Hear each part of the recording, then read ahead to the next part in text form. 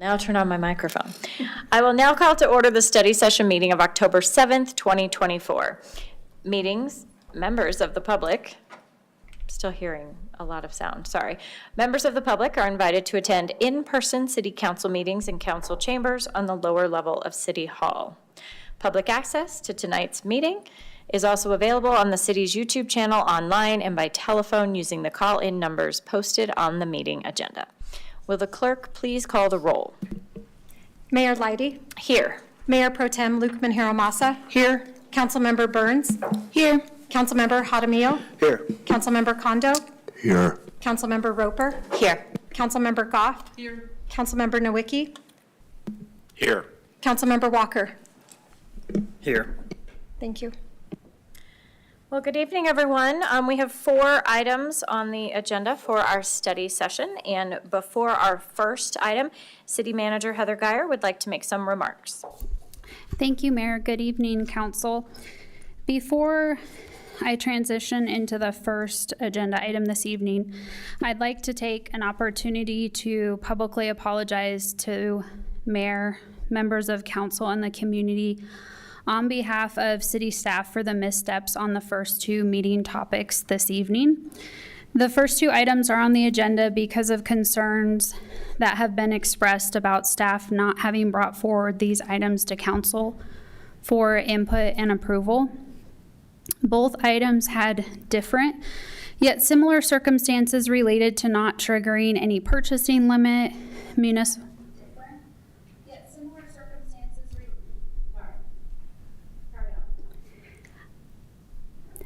Both items had different yet similar circumstances related to not triggering any purchasing limit, municipal code, or charter requirement. They were viewed by staff as operational. In fact, in both instances, staff felt empowered to demonstrate initiative and thought they were doing something good for the community. Admittedly, as I've retraced our steps on what we did or didn't do, these 2 issues fall within what I would refer to as a gray area between policy and administration. In conversation with the mayor a couple weeks ago, she shared that if staff is changing the landscape of the city, council needs to know about it. I've also heard feedback that there are concerns by council members that they're not getting the information in advance that they believe you all need to have and are being asked to rubber stamp items brought forward by staff. I have been reflecting on this feedback and feedback from individual council members that I have spoken to. This feedback that I received from the mayor represents one of the clearest explanations I have ever heard in my time as city manager, and it's appreciated. So in terms of moving forward, I'm owning the mistakes on behalf of staff that we made, and tonight we are going to provide options for council's consideration with both agenda items. I've also had discussions with the leadership team and provided specific direction to them as a result of these 2 missteps. I'm happy to share more about what that conversation has looked like if you'd like that information.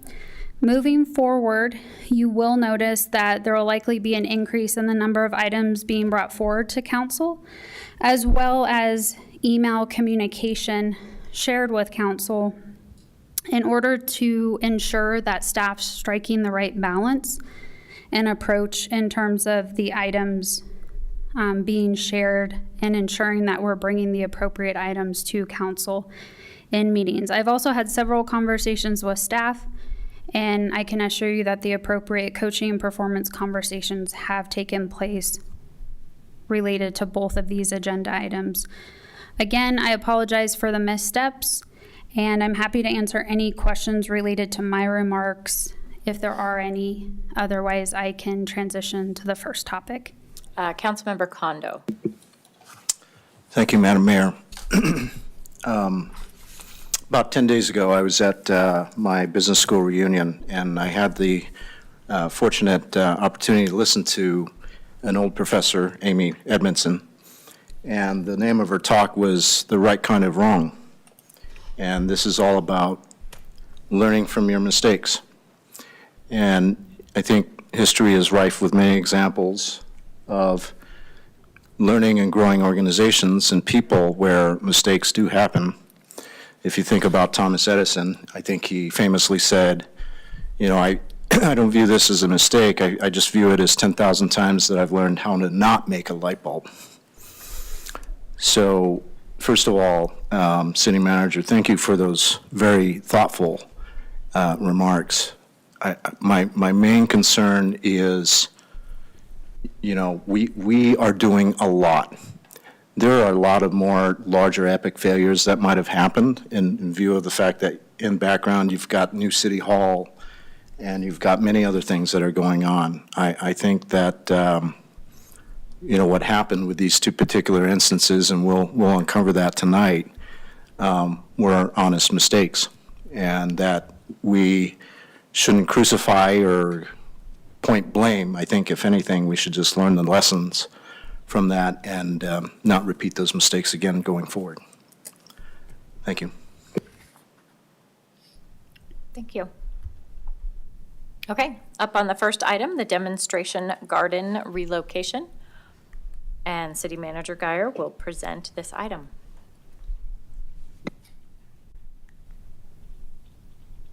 The purpose of this item that's in front of you this evening, sorry, I was struck by how large the screen is here for a minute, just had to take that in. We're providing background on what the Fox Run Demonstration Garden is in response to council questions and concerns, and I'm providing alternate locations for council's consideration this evening that we'll talk through. The demonstration garden was constructed in early September 2024. Again, there were concerns expressed about the location. With this specific project, we did not let council know in advance that this project was taking place, nor did we bring this program forward for council input and approval. So this was an example of a project that did not fully come up the chain of command, so to speak, in terms of getting to my level and to director, not only the deputy city manager, but a director level to where we could have been the guardrails and said, oh, let's elevate this to council. So that's what I've learned since retracing the breakdown in communication. And so what we want to talk about tonight is how do we want to move forward knowing that staff's owning this mistake and figure out the best location for the garden if council decides Fox Run is not the best. Fox Run Central Park is not the best location. So the three options we've pulled together for you this evening are to support the relocation of the garden to meet the requirements of the grant. And then the second would be to not relocate the garden, which is an option. As I mentioned, the garden was installed in early September. So that is an option. And then the third option is to remove the existing garden, refund the Colorado Water Conservation Board, which is the granting agency to Resource Central, in the amount of $20,591.04 for the grant, and do not participate in the grant program. So that third option is meant to capture that if council feedback is we do not want to participate in this program, that would be the most significant piece in terms of what we would have to reimburse the CWCB. Through retracing steps, it became apparent to me that, well-intentioned on staff's part, they really honed in on square footage of turf available for potential, for this potential program. And so one of the things that I asked staff to prepare in preparation for this evening that you see in the memo included in your packet is a set of criteria that was used to identify and measure the other locations. So this criteria was not used in the selection of Central Park. Again, it was the primary criteria was the square footage. And as it's mentioned in the memo, there's about 2,500 square feet of turf that was removed in that specific location. in Central Park. This is the criteria that was used to vet the other locations that are included in your packet. Those are impact to park users, pedestrian access, traffic and safety, maintenance, aesthetics, and then modern design standards. This is the current location. You can see High 4 there, one of my favorite sculptures, part of our sculpture collection. And the demonstration garden, you can see the mulch, and then you can see some of the vegetation. It's young, newly planted, with the intention of it becoming much more full. So when you see the recommended plants that are included in the presentation, towards the back of the presentation, this would be a colorful, full demonstration garden with the intent of providing residents and encouraging residents to purchase and participate with the Garden in a Box kits that are available through Resource Central. And so I did include some statistics in terms of what that participation has looked like by residents over the last 4 years. We've had 258 Garden in the Box kits purchased by residents of North Glen, and 33 residents have chosen to replace their turf with water-wise landscapes, often referred to as xeriscape landscapes throughout the city. So we have multiple options for council to consider in terms of alternate options for location if we were to move the garden. The one thing that I do want to mention is, based on conversations between staff and Resource Central, they did acknowledge that they haven't ever been in this position where a entity has come back and said we potentially may need to move the garden that was just planted. And so there are 3 options of potential locations that are over the 2,500 square feet threshold.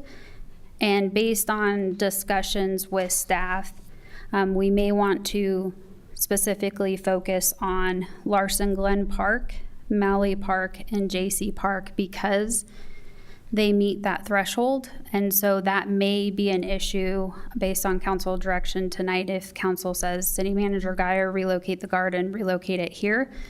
If Resource Central and CWCB doesn't believe that it's a comparable switch, then we may need to reimburse for the garden. So just keep that in mind. I think the first thing and most important thing for us to decide is what's the best location that makes sense in terms of visibility and access, and staff has provided a low, medium, high factor, a low, moderate, high factor when distinguishing these different locations. So this is the first alternate location for consideration at Danahay Park. It's 2,045 square feet. Minor irrigation modifications would need to be made, and it has high visibility along the corner of Livingston Drive and Rosianna. The second location is Larson Glen Park, tucked just south of the basketball court and the 112th ditch. This location is about 3,700 square feet. The visibility is rated as low because it's not directly adjacent to an arterial. However, again, modifications to irrigation are considered low. This is this location is between Fox Run Parkway and the trail north of the existing garden. So this is in Central Park, but a different location, smaller square footage. Here, 1,045 square feet. Visibility would be high because it's located off of Fox Run Parkway. Malley Park.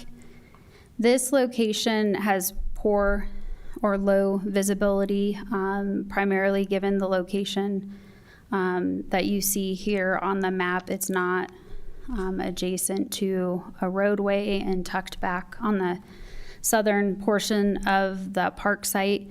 It does have 3,350 square feet, and again, minor irrigation modifications would need to be made.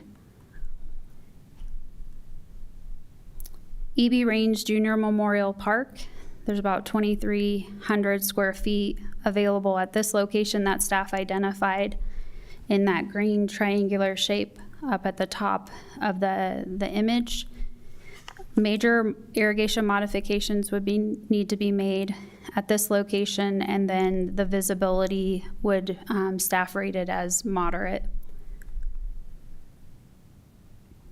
JC Park, this location is directly off of Irma. So high visibility, 3,400 square feet, and then major modifications to irrigation in this location.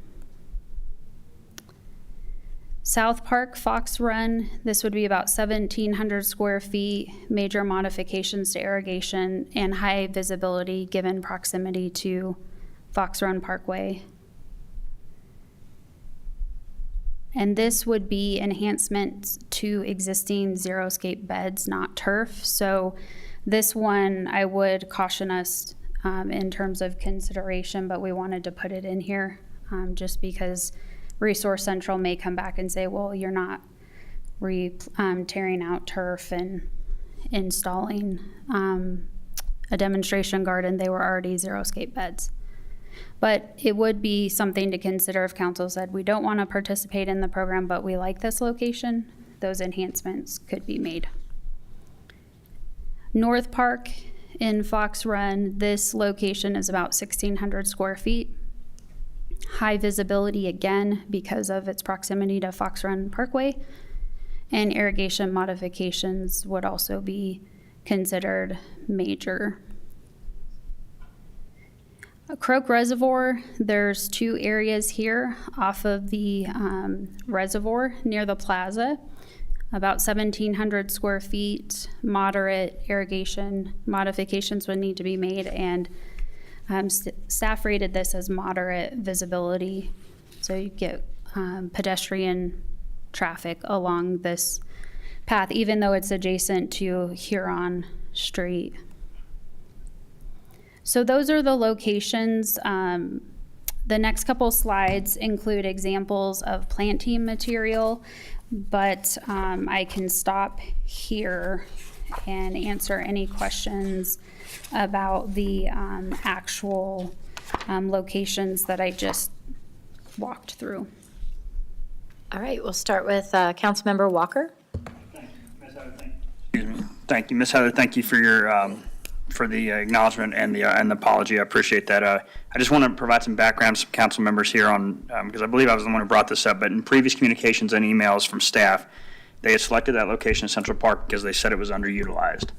And perhaps they see it underutilized while they're mowing there once or twice a month. But what they don't see is Miss Megan and I holding two of the most successful meetings in Ward 1 history there. The kids who sell lemonade there in that exact spot after work. And so it's a very heavily utilized space. And the experts of the use of that park are sitting up here on this council. We live there, we use these facilities, and we should have been consulted on this. This park where it's at right now is located at a very dangerous intersection with a three-way stop that is, it's dangerous to cross. We have trouble with enforcement there, and we do not need another distraction sitting right there. It's by bus stops, and it has to be relocated. Thank you. Councilmember Burns.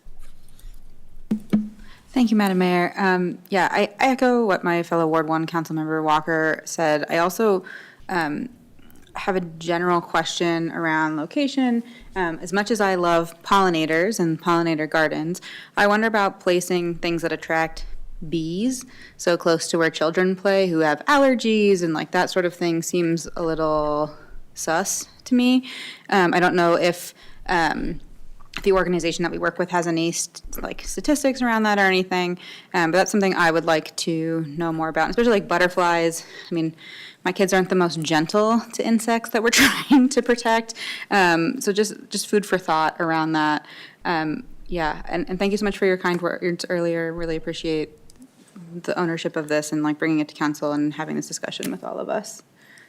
Thank you. That's it. Great points, Councilmember Burns. In this slide and the next slide, you can see that the plant materials are intended to attract certain insects, butterflies, bees, hummingbirds. In terms of the thought process that went in by staff with the existing location, I don't think that consideration in terms of proximity to playground was made. Mayor Leidy had shared that feedback, I believe, from you to me, and that's something that I did relay to staff in terms of when I asked them to develop criteria to look at these other locations. So that is a consideration in the locations that you saw this evening. Perfect. Thank you so much. Councilmember Kondo? Thank you, Madam Mayor. So I'm looking at slide 13. I just want to make sure I'm understanding this correctly. So you do have the brown or tan shaded area. That's the area that had already been mulched, essentially, for Central Park. South Park, keep going. Yep. There we go. So at the very bottom center, that's the picture, right, by the sculpture? What is your question? Yes, I'm it sorry. is. Okay. Yes, it is. So you're saying the recommended location would be this green strip then that follows the trail? Yes, yeah. The red bubble, kind of odd shape, is the existing location. Okay. And then I just want to be square on this. It sounds like that if we decide not to pursue this, we will have to reimburse monies. But if it is an area that is more than 2,500 square feet, they will continue to allow us to keep that money. There's no guarantee. And in one clarification, we did not receive money. The grant funding was between CWCB and Resource Central. However, part of that reimbursement would be for the staff time that was dedicated to the pieces that Resource Central completed, in addition to our time, which is considered indirect. So no numeric value associated with a grant. So potentially, I mean, following direction tonight, we do have to go back and get official approval from Resource Central. And my hope is that their understanding of the situation, while we all fully acknowledge we haven't been in this position, we're a strong community partner with them, and that is demonstrated by the stats that I shared earlier in terms of the garden in a box kits and the turf replacement program. So my hope is that they can be flexible, but that's something that we'll have to follow up on. Okay, understand. So just playing forward, then, I'm just looking at J.C. Park, obviously at 3,440 square feet, that's over 2,500. But I'm just curious, the irrigation modifications, first of all, it's high visibility. I think that's important if we're really trying to showcase and promote this. But do we have a general idea how much those irrigation changes are how much that costs? I do not know off the top of my head. Sarah, do you have any idea, or Jason? It would likely be the installation of sprinkler heads connecting to existing irrigation. So it could be anywhere in the ballpark of like $1,000, $2,000. But that work can be done in-house, my understanding. Okay. It would be the actual direct cost of the parts of the irrigation system. So just conversion from a turf irrigation to a drip line, basically? Yeah. Okay, thank you. So I don't see any hands right now, so I just want to jump up with a couple of things that I had concerns about. Do you want to go next? I didn't see it. Oh, it's not here. Oh, it's in, look. Look, it's in the yellow. My apologies. I could not see her hand. It was in the yellow N. Mayor Pro Tem. No, go ahead. I got it. I totally. didn't Technical even see that. difficulties. It does blend like right into the Yeah, background. so Thank you, sorry. Madam Mayor. Now I know. Councilmember Kondo actually asked two of the major questions that I had. And also thank you, Councilmember Walker, for that clarification because I wasn't quite clear on where the complaints came from or what had happened to, besides maybe the breakdown in the process or in this discussion. But I do have one maybe additional point of clarification. I know, City Manager Geyer, you said there's no guarantee that, the grant would transfer, so to speak, if we relocated the garden somewhere else. But assuming that it did transfer, in addition to potential irrigation costs, are there any other costs, I would assume, associated with just moving the whole thing because the grant wouldn't cover that? So what would that look like? There would be Mayor Pro Tem, and Jason helped me out to make sure I get this right. There would be the cost of replacing the turf at the Central Park location, which would be estimated at about $2,500. The staff time for 3 to 4 staff for approximately 1 week time period in terms of doing the replacement work at Central Park, then the prep work at the new location, and then the irrigation modifications, which could be anywhere from $1,000 to $2,500 is what we have in the budget implications. So that's assuming, am I answering your question? That's assuming that, they accept our relocation, proposed relocation, and is there anything else that I'm forgetting? Okay. Okay. And I'm sorry if you mentioned this. Is there any possible timeline? Do we know how long before they would consider this? Do they already have an idea? You said they had never heard of this type of request before, so I guess that's. So staff was in communication with them on multiple touch points last week. My opinion is to get this work done before winter because these, the plantings in Central Park were done relatively recently. And so our ability to uproot those plantings and then relocate them, the time is now to do that, not wait. But Sarah, do you know in terms of staff's discussion with Resource Central if they want us to wait? I mean, I wasn't told wait till 2025. I was told they are booked for 2025. So our perspective is let's get this fixed and get it fixed soon. But do you have anything to add? Yeah, so Sarah Borgers, Director of Public Works. So from what we have heard from Resource Central, it would not be able to happen in 2025 if that's where their funding needed to come from. They've already allocated all of those dollars for next year, and so we would need to get it done this year or it would wait until 26. Okay. Thank you for that clarification, Director Borgers. And the only piece that I would add is if if council said select a location that has a higher square footage, we would make sure we have appropriate distancing of planting. So if we needed to purchase a couple additional plants or whatever that looked like, we would do that so there's no open gap areas, if you will, that it's a well-balanced garden. So that could be an additional cost that we just go ahead and incur. Okay.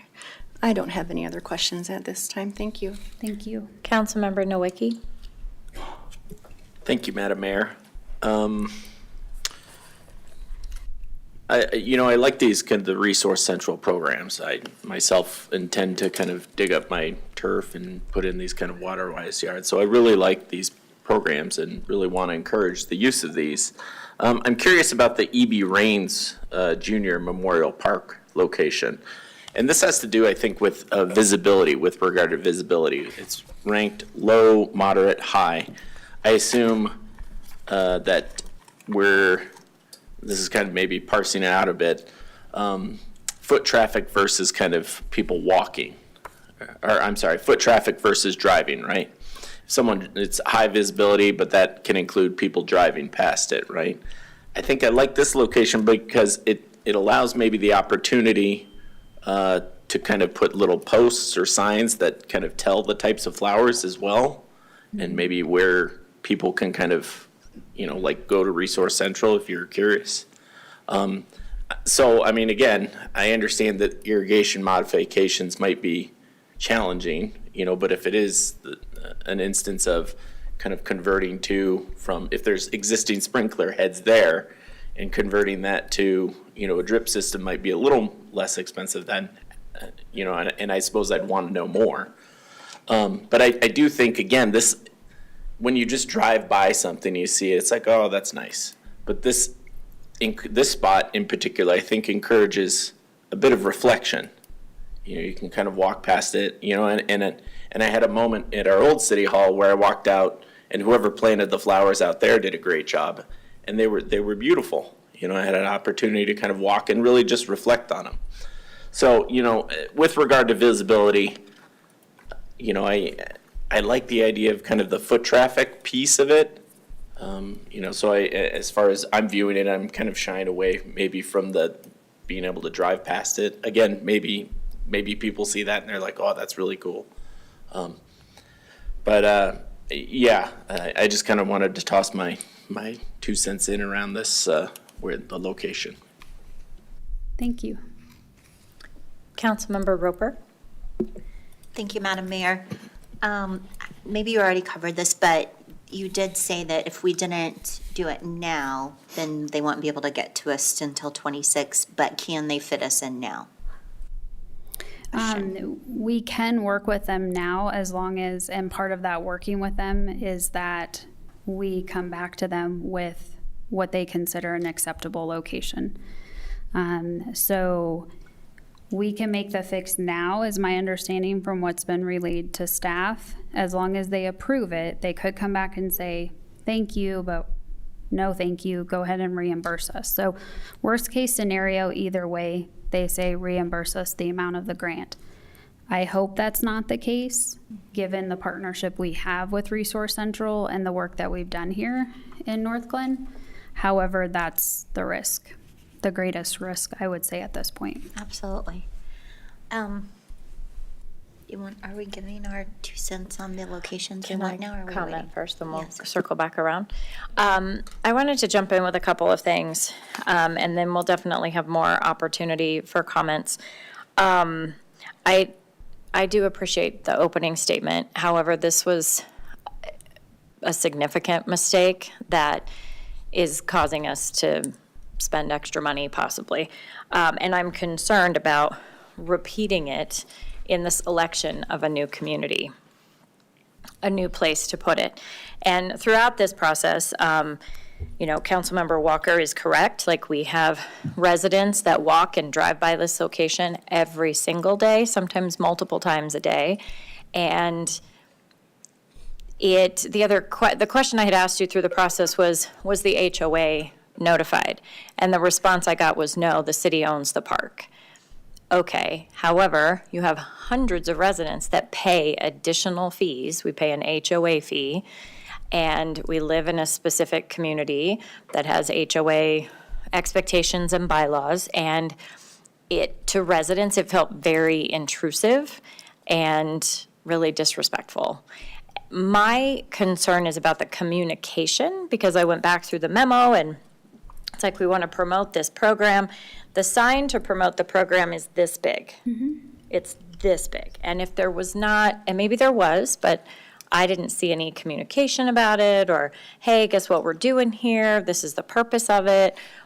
There's a connection between what we're showing you and what you can do. It just felt intrusive and came out of nowhere. I look at the flowers and I'm like, it is beautiful.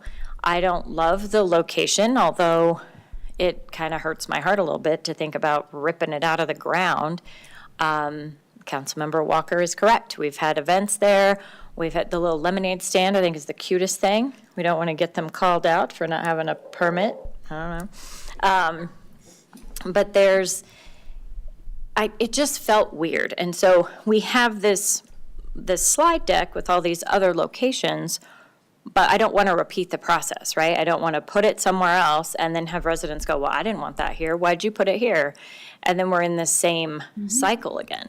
So that's a huge concern I have, because if there was a significant change made to one of our parks without communication. So wondering, as a side note, what our relationship is with the HOA, and if we just sort of dismiss them because we own the parks, but there is some sort of relationship there. And so I'm wondering what that is. That's probably a conversation for another day.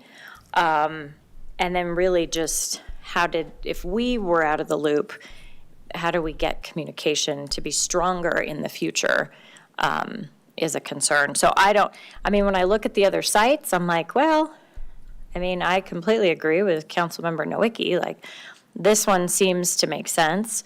The pollinators may seem like a non-issue, especially if you're a pollinator passion project person. But I will tell you, anecdotally, allergies to bees are up.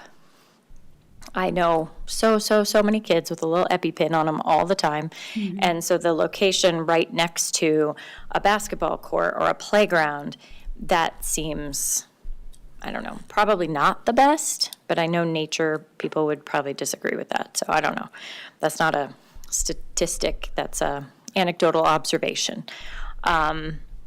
So I guess the question after all of that is, what is the plan to communicate with these communities, these sections of our city, if we select a new spot? Happy to expand on what else we can do beyond what's included in the staff memo. You're right, the sign that's out there currently is a very small sign. There wasn't the thought or the collaboration amongst the park staff and the public works staff did not pull in others in the city, such as our communications team, to really say, how can we promote this garden? I can tell, looking back at the initial staff emails between the two public works employees, that it was like, hey, this program exists, and then, yeah, let's do this. And then you can see it moving forward.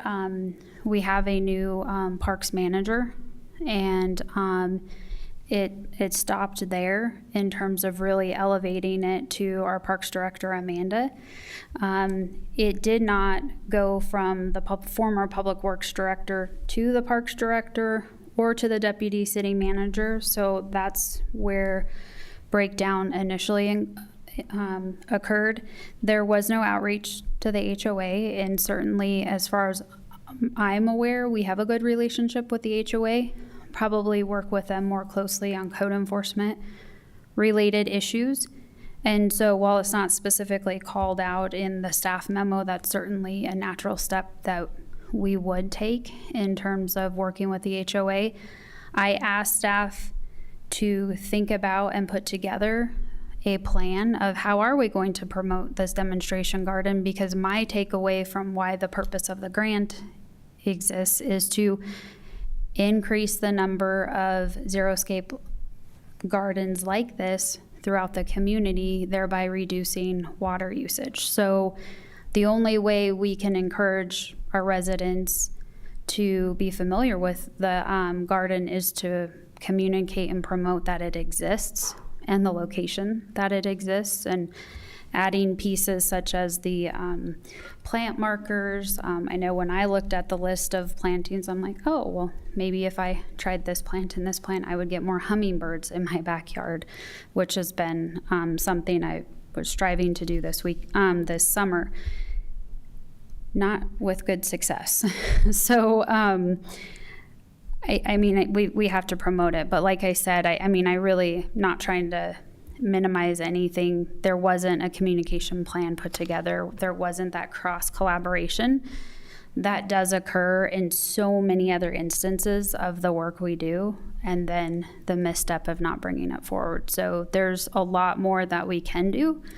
If council chose to keep the garden in its existing location, I think there's also opportunity to think about other collaboration event type things that we can do in partnership with the ward council members, council as a whole, you, mayor, and make it a place that residents want to come visit.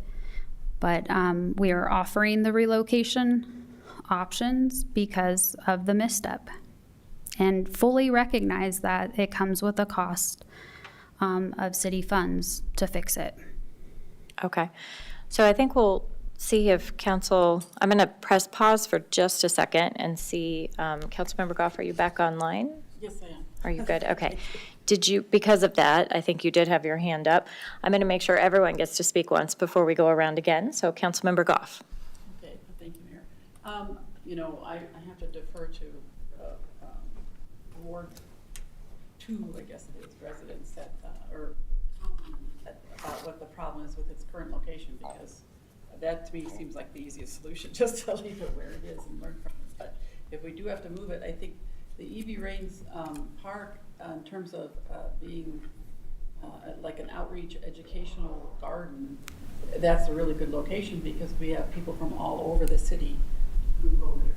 Whereas I don't think I've ever been to a park in Fox Run, I have to say. So, you know, you would lose out on reaching people who aren't in that particular area. And Ward 1 is what I meant. Yeah, the two people in Ward 1. 2 people in Ward 1. Yes, that made sense. So I think we have a couple questions. We have, what are the options? I mean, we know what the options are. So does council support option 1, 2, or 3? And then when it comes to location considerations, is this something you want us to decide, or are you going to make recommendations? I mean, I see what you have. There's alternates. I can certainly give you staff's thoughts, but we are trying to right this misstep by having this conversation about what would council like to see. Okay. So I know that requires setting aside the risks and what we could potentially need to pay out or reimburse to CWCB. However, I think from my perspective, we need to have this open conversation because that's what we would have done. Well, and I think Councilmember Goff actually just said it, like I'm looking at the slide that says location considerations, but the education and the encouragement of the gardens is not on that list.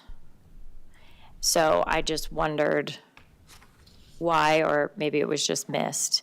Because if that is true, I think it does make sense to put it in one of our more public locations.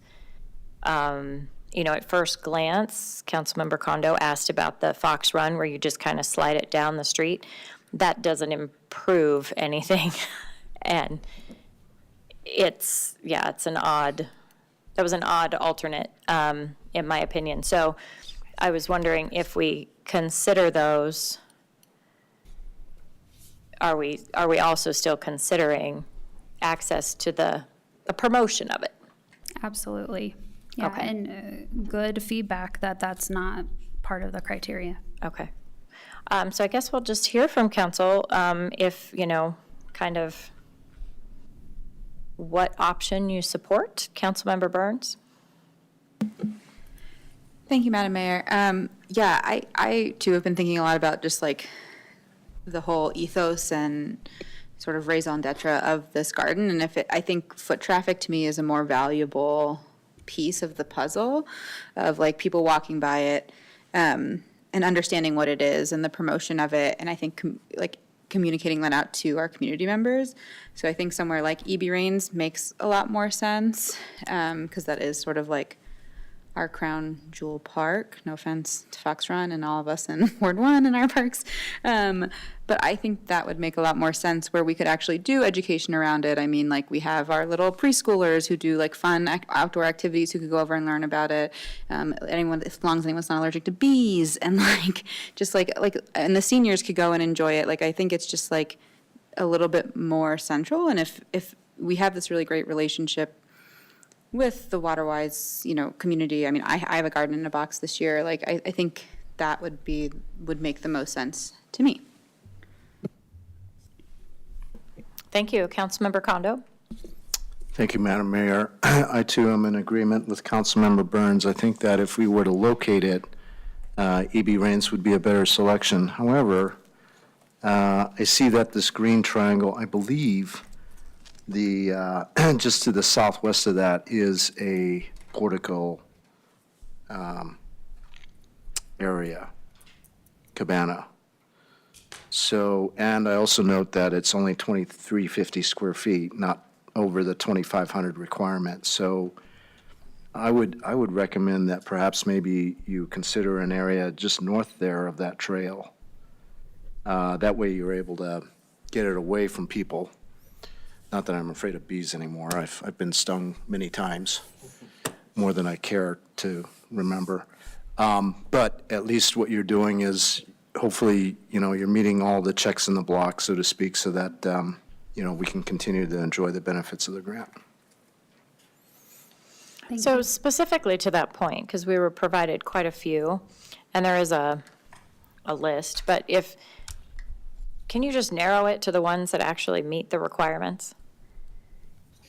Did you prioritize those already? So I did not prioritize them, but I sorted Larson, Malley, and JC because they're above 2,500 square feet. EB Rains is centrally located, as well as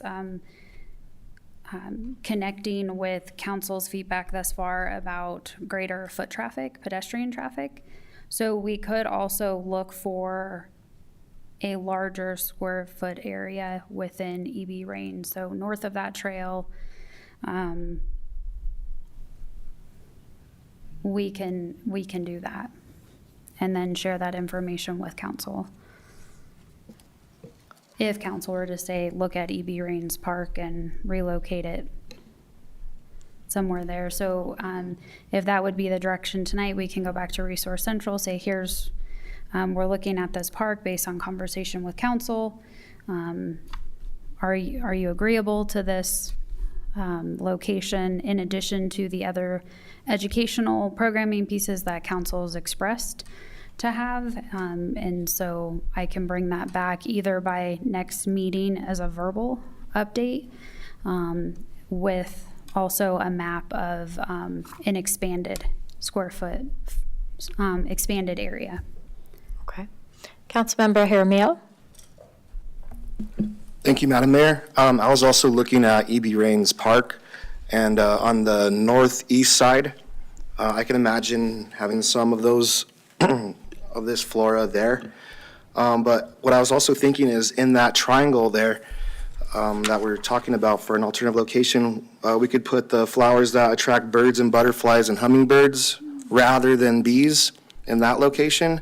And then maybe the ones that attract the bees more on the northeast part of the park where, there's less people sitting down to eat, trying to enjoy their time at a park that they rent out. They don't want to have somebody's birthday party and someone getting stung or something like that. So I could see that. But that's my suggestion is, we have a list of the sample plants here. We'll put, instead of, try to keep away the flowers that bring the bees there. But that's my suggestion. I think EB Rains Park makes a lot of sense. It'll be the most effective place for a demonstration. Most foot traffic. We have a lot of educational information there at the park that talks about the animals there, so we can talk about the flora there too. All right, so thank you. Thank you. Thank you. Councilmember Nowicki? Thank you, Madam Mayor.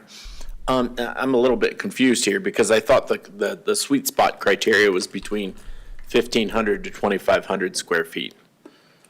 Is that correct? What staff relayed to me is we'd want to do something equal to what we have, if not greater currently. So what that means for EB Rains Park. So currently we took out 2,500 square feet of turf, correct? So we would need to bring something to the table in terms of a comparable square footage of turf that we would be removing from an alternate location. So the three options that I elevated, again, I didn't prioritize these, staff didn't prioritize these. They narrowed these locations because any other location, this provided, the ability within that 1,000 square feet plus to work with. And we tried to get options all throughout the city. Okay, because it sounds like the EB Reigns is just short of that. I mean, 2,350 versus 2,500. I mean, they're welcome to come put the extra 150 square feet in my yard. So, yeah.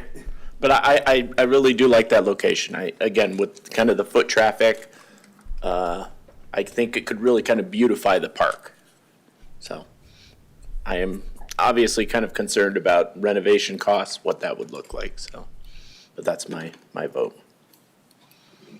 Thank you. I see a couple more hands up, but I want to make sure that everyone has an opportunity to weigh in so that we send staff off with some clear direction. Councilmember Roper? Thank you, Madam Mayor. I am in agreement with, I think, most of my council mates. I think EB Reigns is probably the best bet for this, just in that it is a central park that all of us access and use, and it is connected to this facility and to our preschool and rec center. I think if we are going to look into a neighborhood park, that I would want to hear from our community members and get their feedback as well. I have several of these gardens at my house, and for the most part, the bees keep to themselves. That's good to know.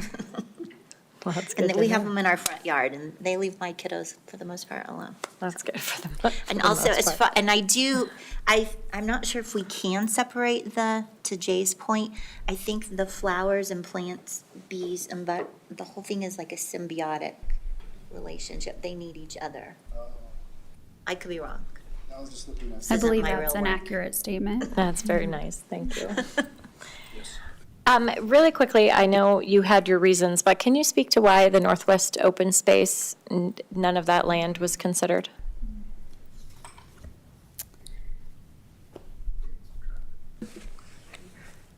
I wasn't part of that discussion, but I believe it's due to traffic and what traffic would be there from a sports-related in and out kind of rotational aspect. So too many people? Not enough foot traffic. So when this issue came up in conversation with Amanda and other staff, I naturally said, well, what about the northeast? If you're looking north towards the canal, so you're on the south side, what about that northeast section that is adjacent to the neighborhood? There's some large areas, and it's about removing turf, and there's already existing mulched, vegetated areas. Okay, I was just So, wondering. I think that was part of why staff didn't hone in on Northwest open space. Okay. Yeah. He walked away. Councilmember Burns? Thank you, Madam Mayor. So I just have like a quick, I don't know if this is admin process question. So it's like a 50-50 shot the plants survive the move if we move them. So that's another incurred cost, because anything that we then put in the ground may or may not survive. I was just thinking, I got some comments from the peanut gallery watching about the plants. Yeah, so it is about a 50-50 shot if we move them, if they will survive. How I'd respond to that is we have very capable, knowledgeable staff, and they'll be straight up in terms of if something can't be moved. I asked that question early Okay. on, and the plants can be moved with care. Okay, great. And there's things that we can do in terms of support, nourishment to provide to the plants. I mean, really, anything you put in the ground to a certain degree, I would say there's a 50-50 shot in terms of a plant surviving, depending on all of the conditions and whatnot. So I'm not being dismissive to those who have weighed in, but I'm fully confident that staff can transplant the plants. And they could do it before it snows. That is the goal. Okay. Thank you. Councilmember Kondo? Thank you, Madam Mayor.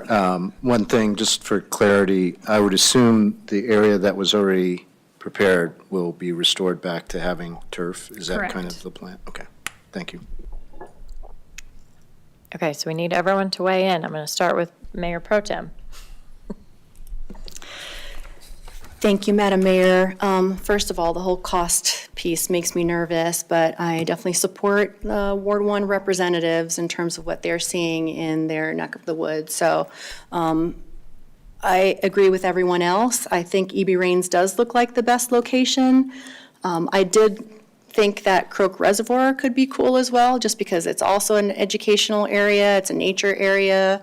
It has bird watching and bird species, find the birds in the area. So looking at that, I thought it would be kind of nice to have it in that, just to throw a little wrench in everybody's opinion there, in that plaza. But if the square footage is an issue, as has been brought up before, then it looks like it wouldn't qualify because it's 1,700 square feet. But I just wanted to throw that out there because that is kind of already a nature area where people go to experience nature, and that seems like a really good fit. And it ties in with that educational piece. But if the majority think EB Rains is a good location, I absolutely think that's great as well. That's my 2 cents. Thank you. Okay, who have we not? I'm going to go down the line. Councilmember Walker, option 1, 2, or 3? Option 1, and I think EB Rains is probably the best spot. I thought JC was a nice spot, but the irrigation stuff is just too heavy. Got it. Councilmember Nowicki, did we get a definitive from you? Seconded. Okay. Yes. Councilmember Goff? I'll go along with what's been said already here. Okay. Anybody want to offer a different opinion? Okay. All right. So it sounds like if you could find a spot, either that location or another comparable one at EB Rains, that seems to meet the requirements as far as education and high traffic, impact to the park, pedestrian access, maintenance will be a little bit. So, yes. Is that good? Great, thank you for that consensus. Thank you. Moving on to the second item, CGI Banner Program. City Manager Heather Geyer will present this item.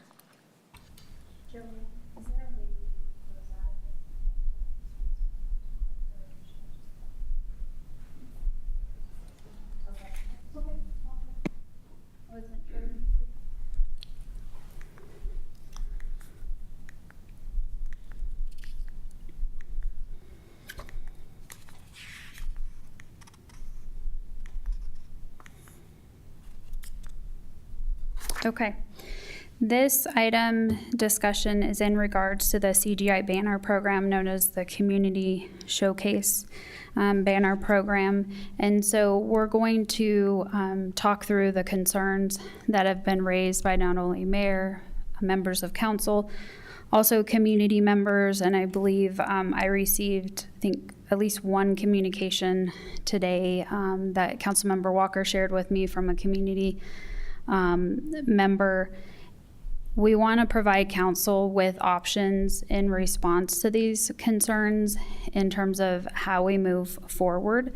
We have heard multiple concerns, and this isn't meant to be an all-inclusive list, but I tried to capture what I believe we heard, which is that several residents have reached out to mayor, members of council, not liking the banners, that they feel too commercialized, and that's not right for our community. It takes away the small town feel of our city. Their banners are not graphically appealing. Some of the businesses do not fit with the banner values that has been expressed. There was the question from a community member who attended a meeting, how are the businesses vetted? And then we've seen feedback on Nextdoor and then via email. So again, this wasn't meant to be an all-inclusive list, but I think this touches on the primary pieces of feedback that I'm aware of. Is there anything else that I don't have represented here that a member of council would like to elevate or share? Okay. These are the CGI banners, 4 designs for the North Glen Police Department, and you see the sponsor section there. The police department chose to keep their banner design focused with their core values. So you see the courage, commitment, competence, and character. The citywide banners are here, and those are, again, in a very similar format. The overall program is intended to provide businesses an opportunity to advertise their business. And so that's why you see the defined sponsor section there.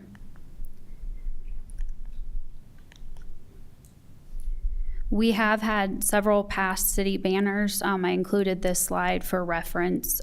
These banners were designed in-house, and we go back to 2019 where we put up the banner design you see there for the 50th anniversary. Then in 2020, council requested that we put up the We Stand Against Racism banners in response to the events of 2020 and the murder of George Floyd. Then in 2020, we also had Standing Together, hashtag North Glen Proud, in response to the global health pandemic. And when we removed those and transitioned into the other two banners, these are a couple of examples that you see on the far right side of this PowerPoint slide. You can see we highlight North Glen Arts programs, access to the City of North Glen website with photos from city events. So this slide and the next slide include multiple options that we have for consideration. I believe I put together 7 options in total for council's consideration. The first option would be to remove and replace the banners with in-house designed banners. Because the program is set up to provide advertising opportunities, there's no money that's transacted with the city itself. The financial commitments are made with CGI, the company that goes out and does the selling of the advertising opportunity. So we, based on conversation with CGI, believe that we would be looking at roughly $45,000 for 1 year of prepaid advertising. There is a CGI website that page dedicated to the program for North Glen, and on that page, as well as I believe I included this information in the council memo, there's a breakdown of how many banners each business and the list of businesses, there's 17, purchased as part of the program. Anywhere from 1 banner to, I believe, the largest purchase for advertising was 18 banners. So that would be a significant cost if we wanted to replace the banners today. If we spread that out, then there could be a proration and should be a proration of that amount, but that was the amount as of a week ago based on the conversation with CGI. Removing the banners, that comes with contracting out for about $6,000, or we would, to remove them or install them. In the past, the park staff has put the banners up. However, it hasn't been the top priority relative to these are the park staff members that are assigned to different parks within the city. And so I would need to make putting up, reinstalling banners a priority with staff to ensure that that gets done. Replacing the banners, if we were to have 70 banners printed, we don't have that capability to print in-house. We do have the capability to design. So this cost of $16,000, which is a rounded number, would be strictly for printing 70 banners. The second option would be to honor the advertising agreements and keep the banners in place until next year, which would mean that the banners would run through August 2025, but then we would take the banners down or have CGI remove the banners. We could keep the program for the full contract amount of 3 years. However, all contracts are subject to annual appropriation, but with this particular contract, the transaction is between the advertising, the CGI and the businesses that choose to advertise. I'm not recommending this option based on the feedback that we've received, but I wanted to put that in there.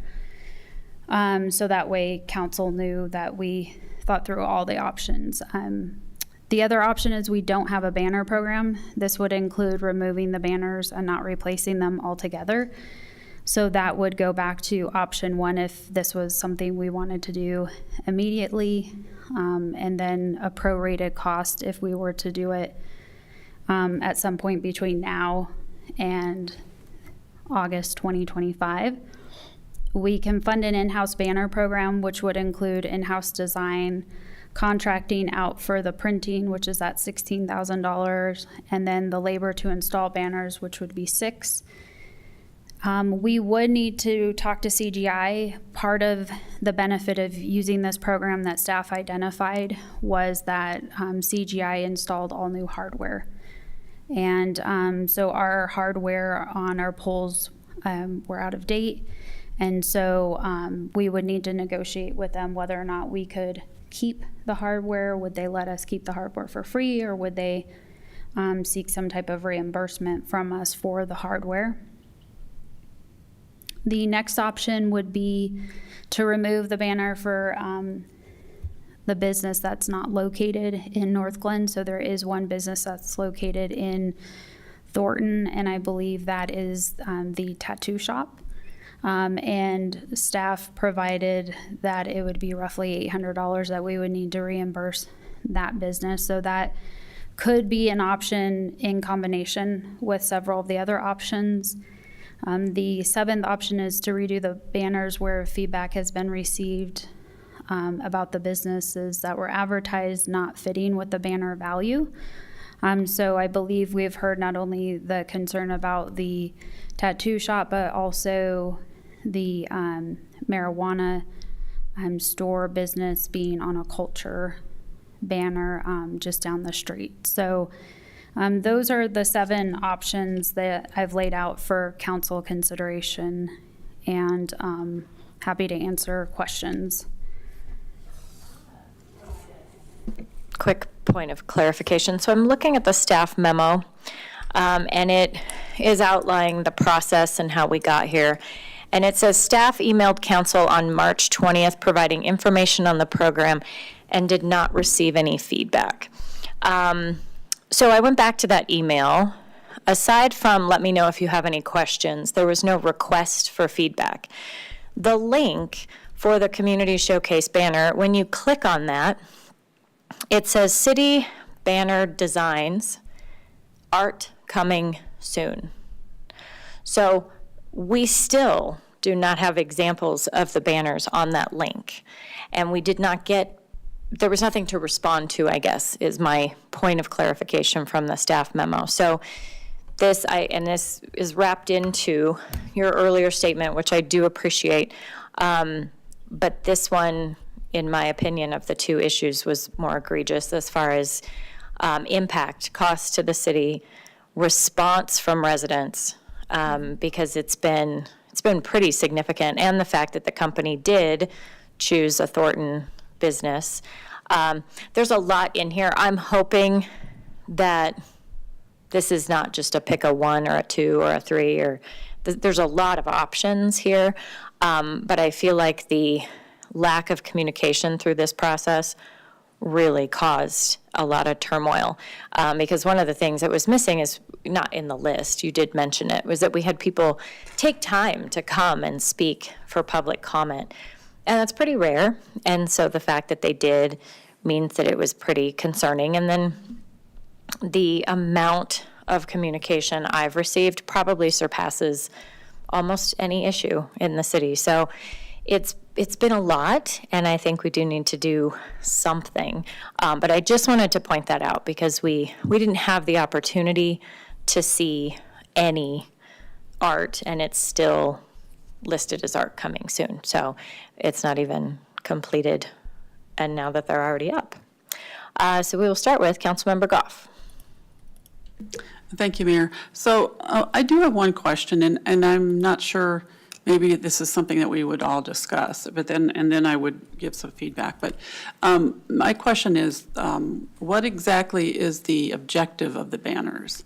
I mean, the furthest back you go is for, I can't remember now what it was. But, I mean, is it advertising? I mean, I guess what is, in some places they have them, like in Denver, they have them to say what cultural events are happening. But even the ones that you have here, like North Glen Arts, it's not a particular event. So I understand we had the 50th anniversary, and that was a big deal, and, we'd have a banner for that. But I'm just sort of wondering, do we need banners? I mean, what's the reason behind having them? I think that's a great question, and I think certainly Diana can provide context if she'd like. I think we haven't had a true formalized banner program. In the time I've been here, 2019 were the first set of banners. We utilized the banner program to help spread the message, and really that was a celebratory message that we celebrated our 50th anniversary in 2019. And then I think every corresponding banner, the purpose was to communicate a message to our residents. And in doing so, that provided a level of connectivity that we hadn't previously had with residents from my perspective. Have we done anything to formally measure effectiveness of banners or anything like that? We have not. So fast forward to 2023, CGI reached out to us. It's a program that has been in existence for some time. They work with different communities throughout the U.S. Staff identified that this would be a potential program to fill a gap in terms of internal conversations that we had, which consisted of what are we doing with our banners? They're outdated, or do we want to do a refresh? And then this opportunity came up in the corresponding misstep. And I don't disagree with any of the comments you made, Mayor, in terms of the significance of the mistake. So I apologize.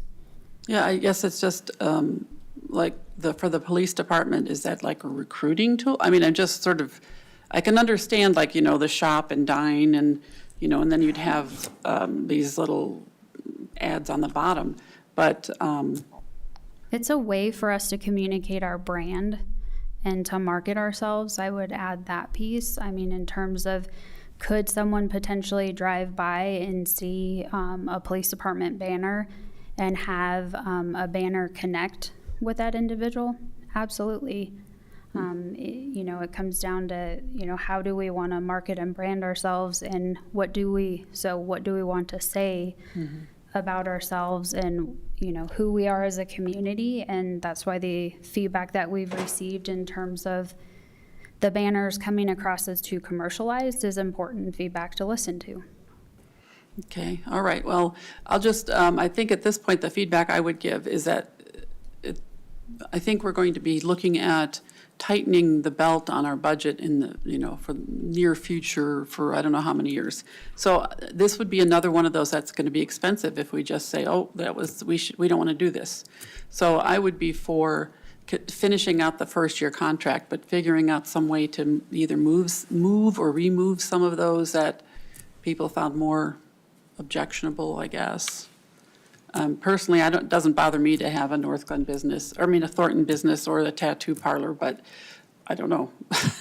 If it really bothers somebody enough that they would call us about it, I guess maybe that would be something to consider getting rid of. But, if we're looking for council feedback, that's mine.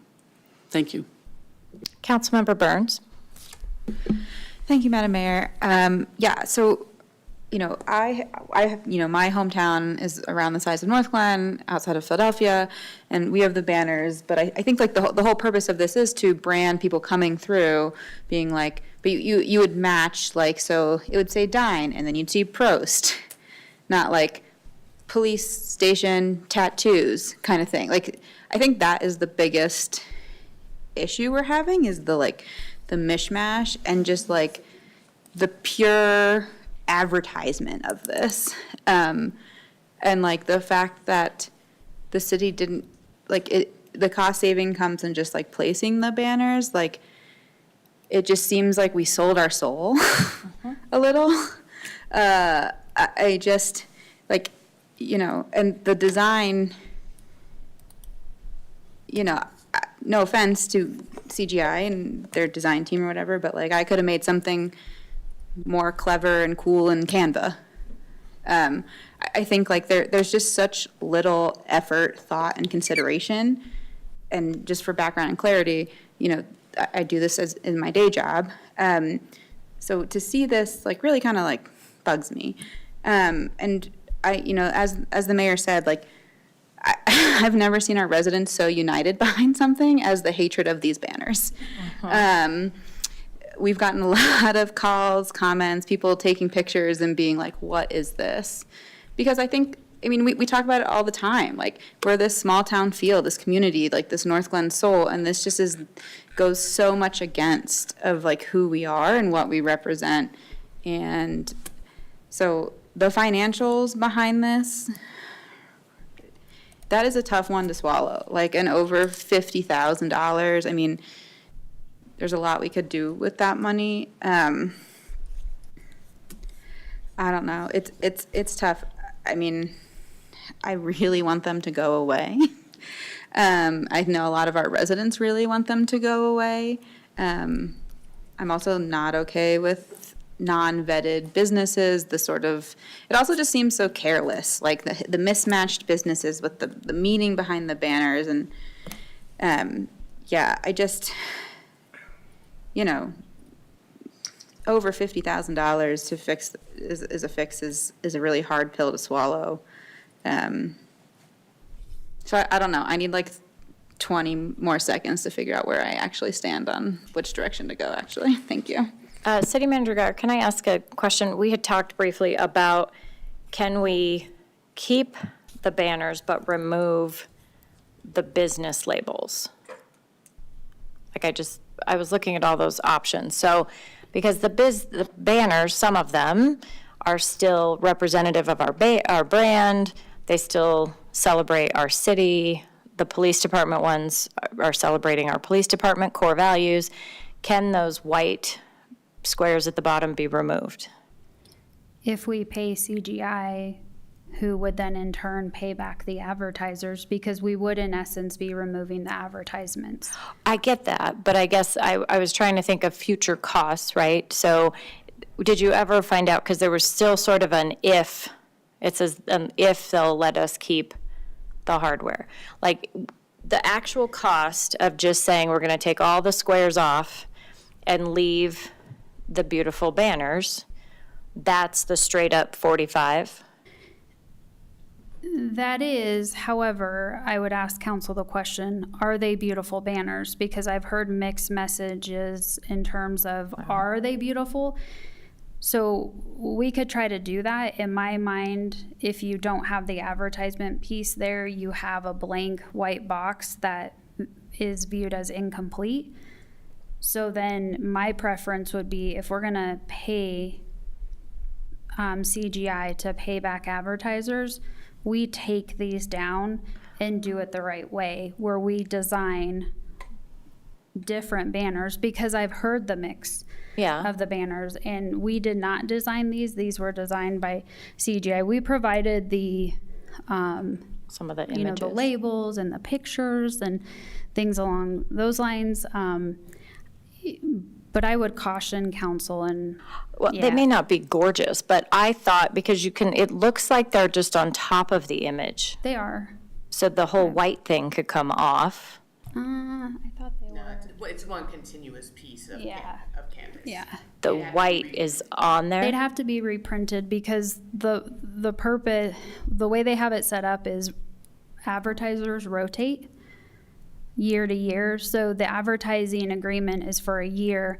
So that white block, as I was describing, a different business, if Well, I a knew business that. doesn't buy 7 or 18, Yeah. then CGI goes out and tries to find other businesses to replace. Okay, I understand how that works. I just, from the street, it looked like the white square could just come down and a new white square goes up. If it's all imprinted on the same thing, I get it. That's all I needed was that, so. I just wanted to say, the whole banner would have to be reprinted because the white it. box it's all one piece. Perfect. But I do think if we wanted to replace them all and keep the hardware, we could probably do it between $16,000 and $20,000. So that would be the hard cost plus paying back the advertisers. And Right. future years, it's kind of the same cost unless we have our park staff do it. And part of the reason for doing this program, to be perfectly honest with you, is we weren't staying on top of it. There would be broken brackets, they'd get weathered, and nobody's out there taking care of them. This company would replace them every year, so that was part of the attraction, right? Somebody cared, and they were going to come do it once a year, and it kind of wasn't left on us where it fell to the bottom of the pile, to be honest with you. But I think Catherine's position was really important. What do we want the banners to mean? And I don't know if I ever had a clear idea of that myself, nor received clear input. So I think that'd be a great thing to define, because if these aren't important, maybe they should go away. If they are important, we probably need to invest some funding. And that's how we ended up in this situation, because from my perspective, which I sincerely apologize, I'm a communications person. That's what I've done for a living for a long time, and I should have anticipated this kind of feedback, and I really didn't. I just thought, ooh, all new banners at no hard cost to us. That's going to be so great. They'll be replaced every year.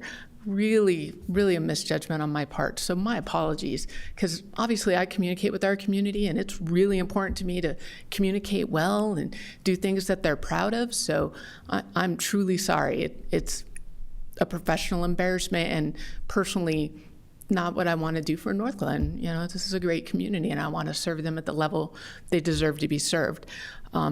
So that's why my recommendation is the $45,000 is tough.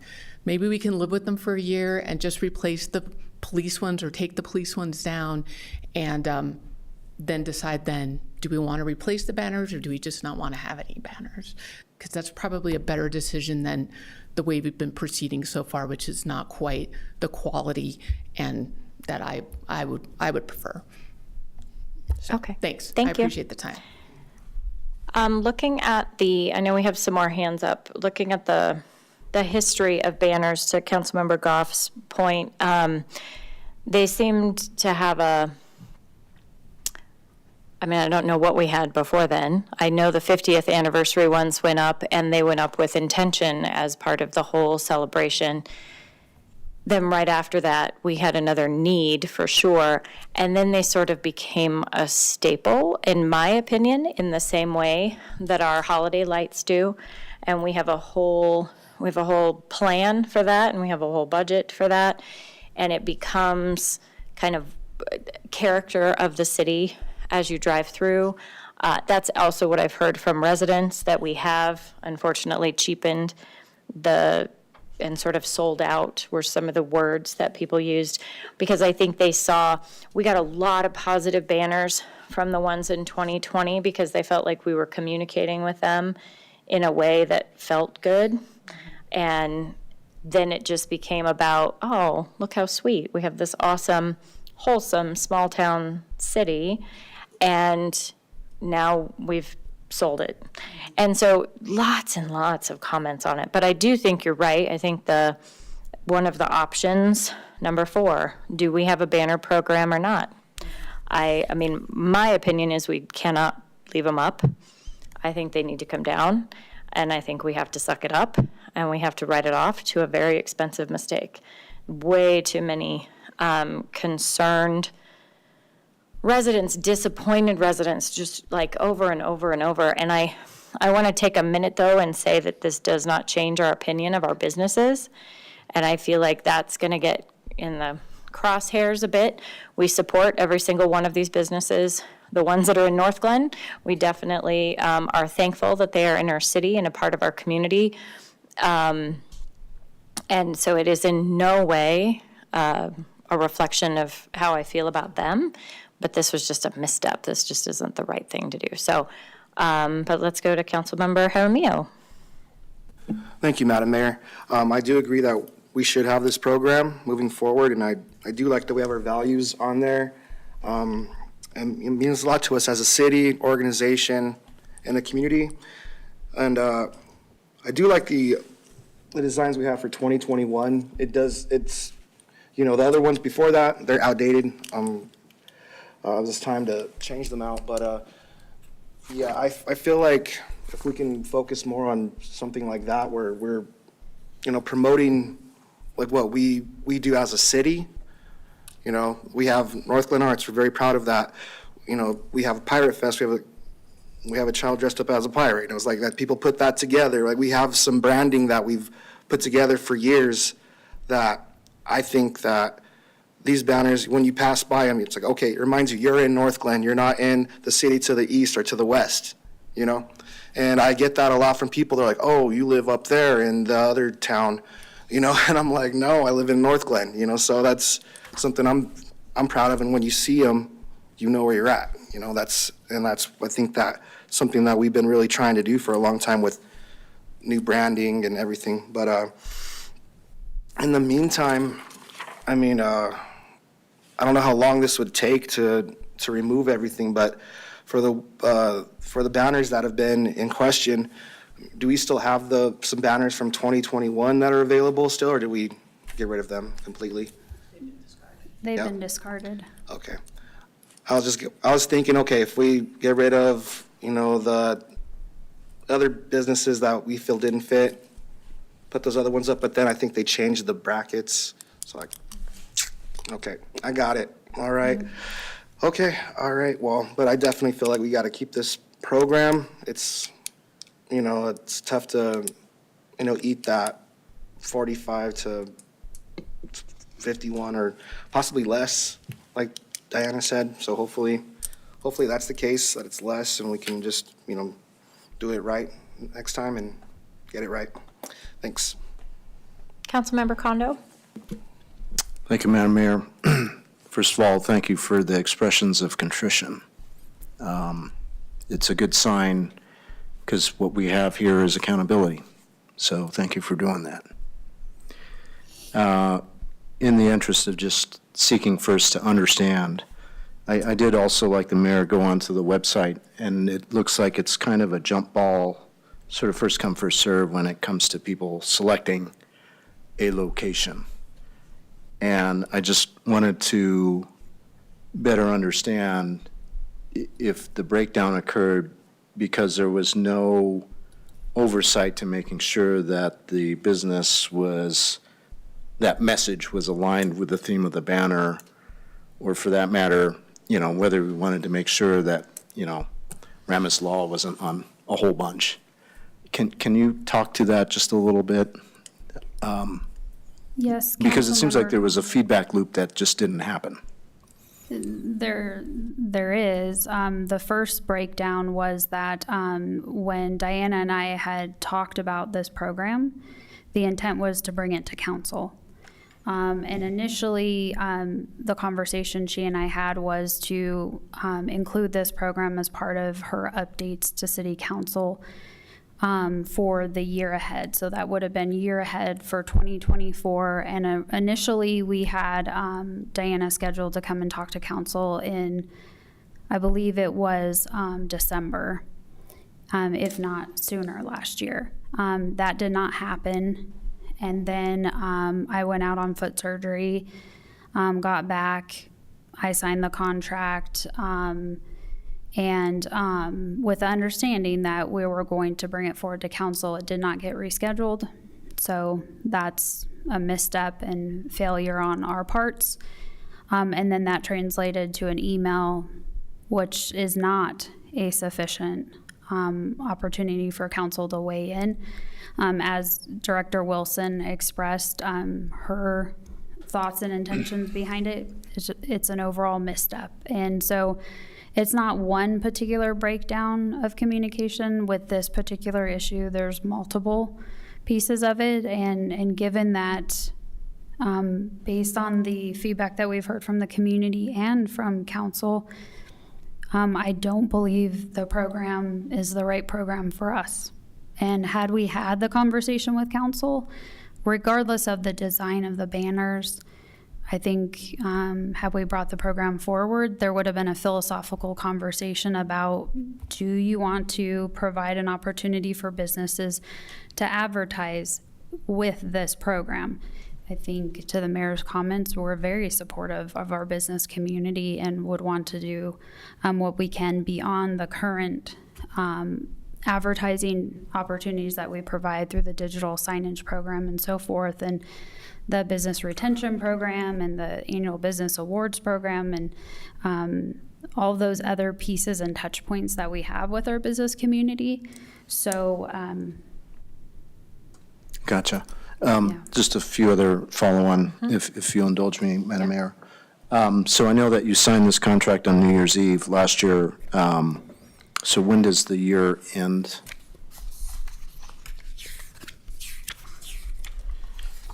That 1 year period where we could say we're done with that 1 year commitment and we can. So I signed it on 12/14/2023. So that was right when I 12/14. got back from, I looked Gotcha. at the calendar, I got back from being out for a couple weeks having foot surgery. So I got back, signed it with the intention of having it brought to council.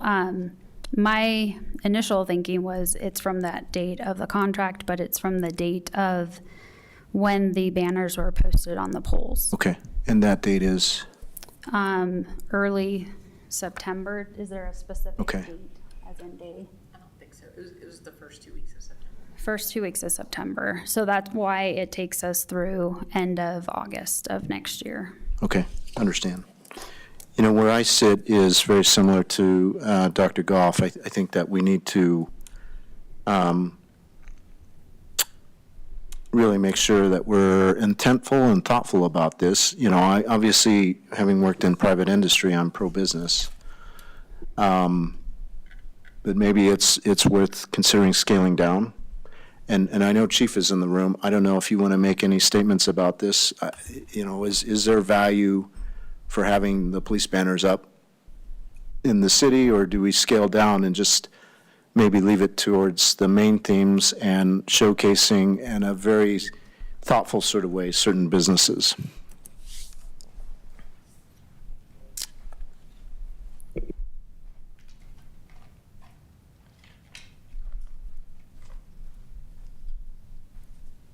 Mayor, Council, good evening. Coming up over the hill, you do see those banners.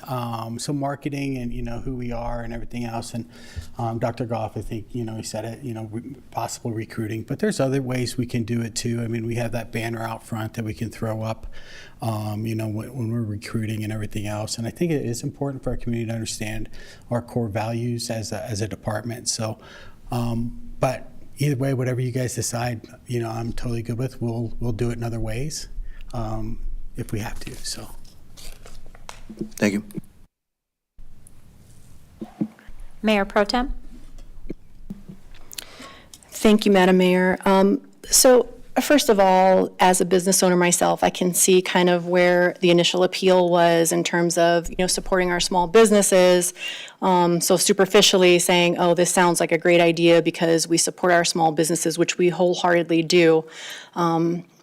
And I think it just wasn't clear what this would look like. So to kind of, unfortunately, now that it's happened, to piggyback kind of on what Councilmember Kondo said, and the breakdown of communication, was there any point where they said, we're going to match these businesses with this banner, with our police department banner, just because, as was mentioned before, you know, I think the concerns are that some of them are just really not great, the way, you know, the business logo versus the matching up with the police department core values, for example. There really wasn't. It definitely is giving the contract to a third party that would go out, and they just did it first come, first serve. And the Thornton business shouldn't have been in there, but everything else, we said, hey, these are all the businesses in North Glen. They communicated with them, sent them a letter, and whoever was interested picked out where they wanted them to be. I was surprised to see one business buy so many banners. I really expected it would be one, maybe two, but there was no discussion of matching. And that's my fault. All of our other banners are pretty generic with the exception of the police banners. And I should have thought of that, a business being on a police banner, and have to skip those ones. So that I'll take ownership of that one. That there's really no excuse for it. The others, I think legally, we can't be like, oh no, your business doesn't fit with this. I think we would have to leave it wherever we had advertising. Any business that was a legitimate business in North Glen would have access to that advertising. So I would guess that's probably more of a legal issue, and to put it on the contractors to know our businesses and how they would go with our banners isn't very realistic. And I did not ask to review it, so that's on me. Okay, that was actually a question that I was thinking of. Has our city attorney looked at the contract? Is there anything in there that says they should have shown us how that was going to be matched up first? Meaning, is there a way to get them to reprint it on their side? If there was no requirement, is that a loophole, so to speak? Not a loophole, but, a fault that maybe they share as well? Right. Our city attorney did see this before it was signed and has looked at it since. I can't answer the question about the loophole. I don't know if anybody can. I think we can ask and see how they respond. Ask that if council wanted to leave the banners up for through August 2025, that we would 2025, excuse me, that we would want these banners changed and at their cost, and they could agree to it or they could say no. Probably not, would be my guess, but We have not asked that question though. right. My initial thought was if there was some compromise to remove the businesses that don't match, but I also fear targeting businesses and having them say, is the city targeting us, that they don't want our business on these banners? So that is concerning. It might have to be an all or nothing because of that. Initially, I thought that maybe that was a good way to try to get through that year, so we don't have to forego or replace $45,000, because if we wanted to replace the banners, it would be $45,000 plus $16K and labor, so another $24K on top of that, correct? That's adding up really scarily, in my opinion, for banners. So I would love to hear what everybody else has to say, but I don't know, it might just, if they have to go away, I don't know about replacing them for another $24K.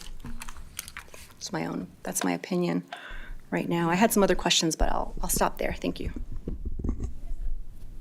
What is the total number of banners? How many police banners and how many city banners do we currently have up?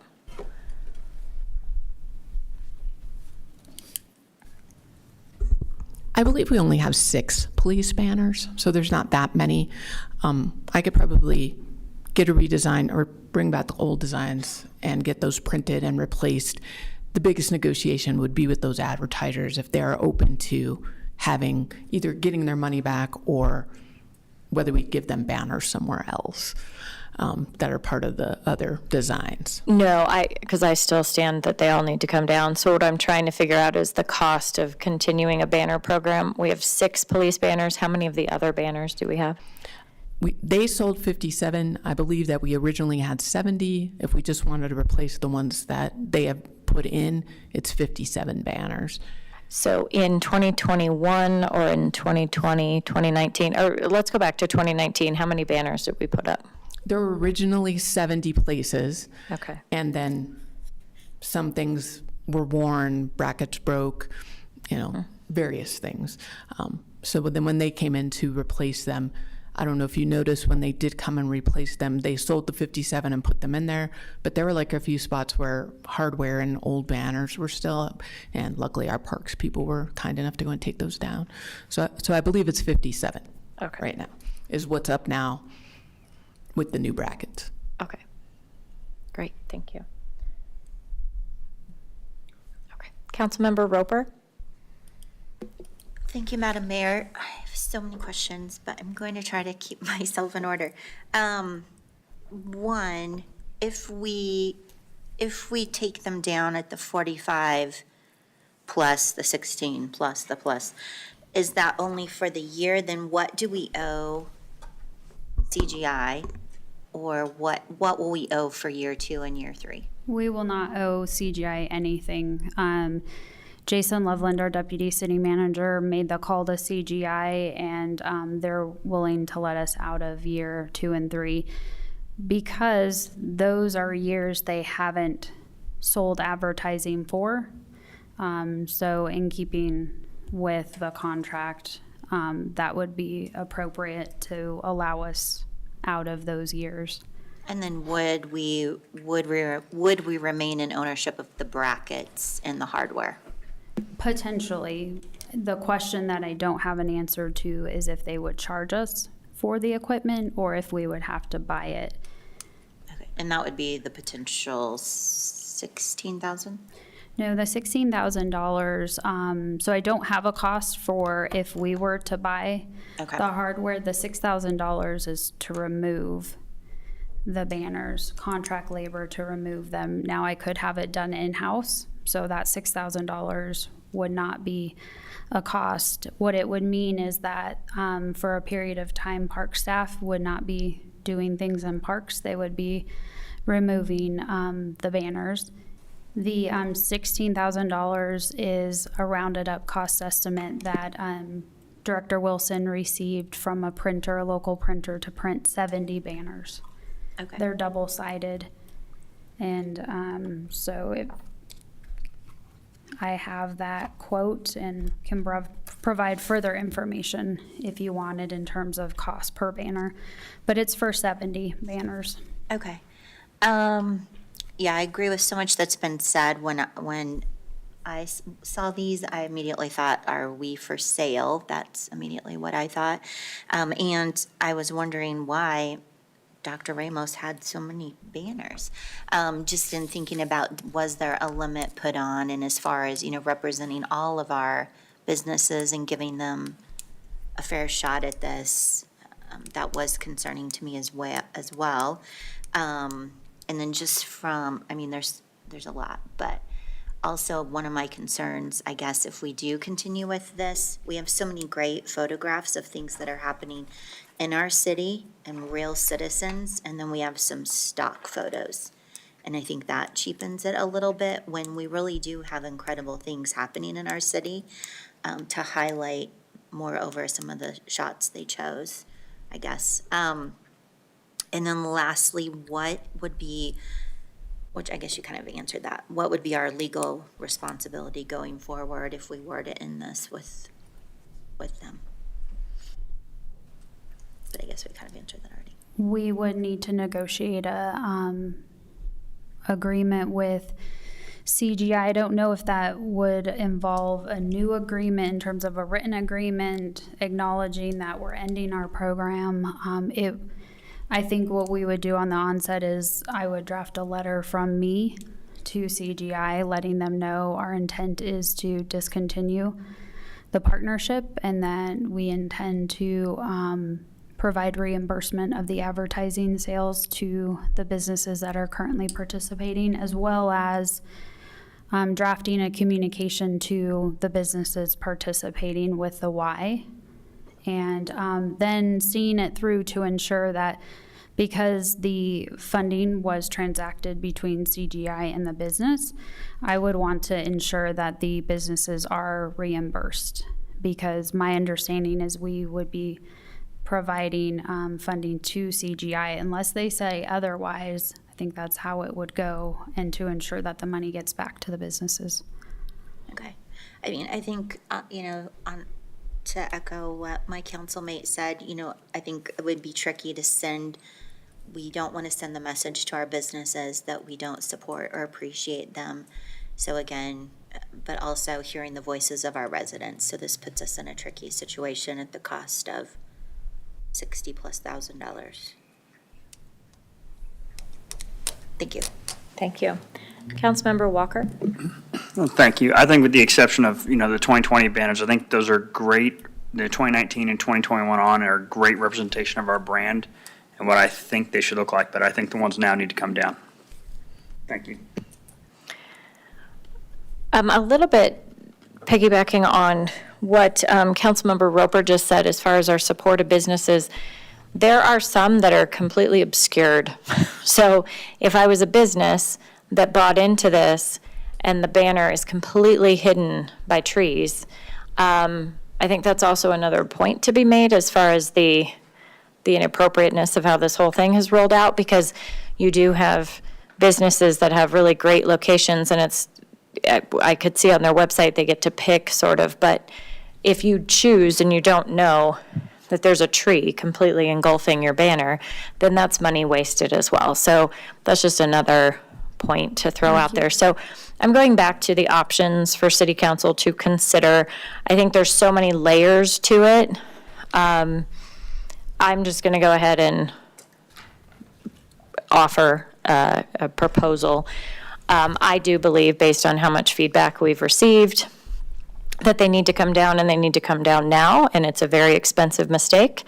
I do hear that $16,000 a year for banners, perhaps we cut that down and we reduce it a little bit.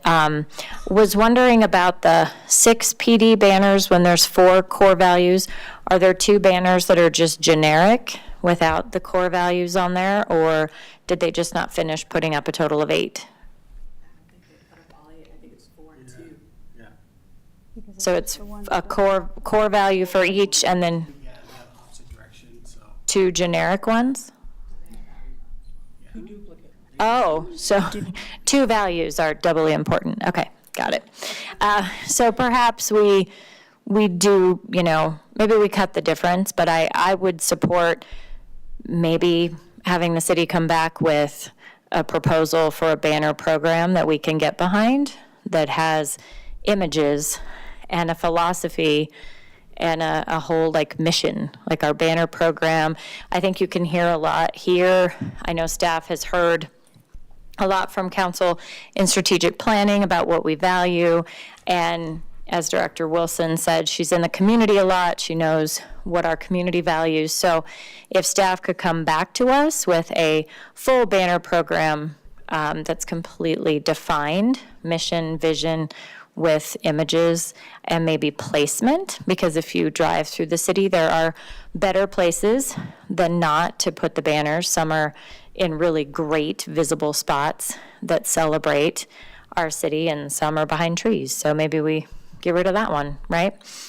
So we could cut down maybe just on city visibility. And I would hope that the letter to businesses would include the complete commitment that we have to our businesses, and that this was just not the right thing for the larger community, and that it's not a personal attack on them, that they need to come down. So that's my proposal, is that they come down immediately, and I know it's expensive, and that the city comes back to us. As far as option B, I say we remove them in-house, and again, that's another sort of consequence of a misstep, that we have to take care of it ourselves. So that's my proposal, but I would like to hear responses from council members. Councilmember Burns? Thank you, Madam Mayor. I agree. I think the banners need to come down. I would also second that we should own this, do it in-house, try to save as many taxpayer dollars as possible. I was also wondering if there is an option to, in our letter, when we relay this information to the businesses that have participated, that is there any, can we give room in the connection? Can we give them advertising space elsewhere? Is there other options for them to be able to communicate with the city through us? I don't think we currently do the connection. We do advertising. So then, yes. Yeah, but we don't advertise. We don't have outside advertising in it. I I don't know if that's the best option. I'm just thinking. We can provide information on the digital signage program. Allison knows more of the ins and outs of that program. I would not recommend that we open the door to the connection. For the exact reasons we're having this conversation tonight, we have not done that. And I think that would add a dimension to the connection newsletter that is completely applicable in terms of this entire conversation. So Yeah. if there's other avenues of advertising, Allison, can you think of any beyond the digital signage program? Not beyond that, and that was part of, I think, sorry. I mean, they can list their business on our website, right? We have our online shop local directory, and we do encourage businesses to update their listings, and they have the ability to include coupons and specials and information about those, and we get a lot of hits on that directory. But I was surprised by the initial response, so I think there is some interest in that from the business community. We can look at other options. Director Wilson just reminded me of the event sponsorship opportunities that exist. There you go. Right. So we can include both of those programs in the letter. Okay, perfect. Thank you so much. Councilmember Jaramillo? I know, I'm just going down the line. Thank you, Madam Mayor. I do believe they need to come down. We'll do this in-house and save as much as we can. I'm basically just echoing what everybody else has said. Let me find the options again. Sorry, I was looking at the economic development website. Here it is, okay. All right, so I guess that'd be number 1. And yeah, that's pretty much, yeah. And hopefully we can replace the banners. Like I said, if we could downsize, I think that would be great. That feels like you're being bombarded. Maybe if you have some like spaced out or like really intentionally placed, it'd mean more instead of just like, okay, it's getting like redundant and it doesn't feel like, kind of just feels like it doesn't stand out anymore. It's kind of just becomes too much. So maybe we go from 70 to another number where we're able to really highlight our city, our police department, and just do it right this time. Thank you. Thank you. Councilmember Kondo? Thank you, Madam Mayor. So I'm looking at the Chinese menu. I'm in favor of 2 and 6.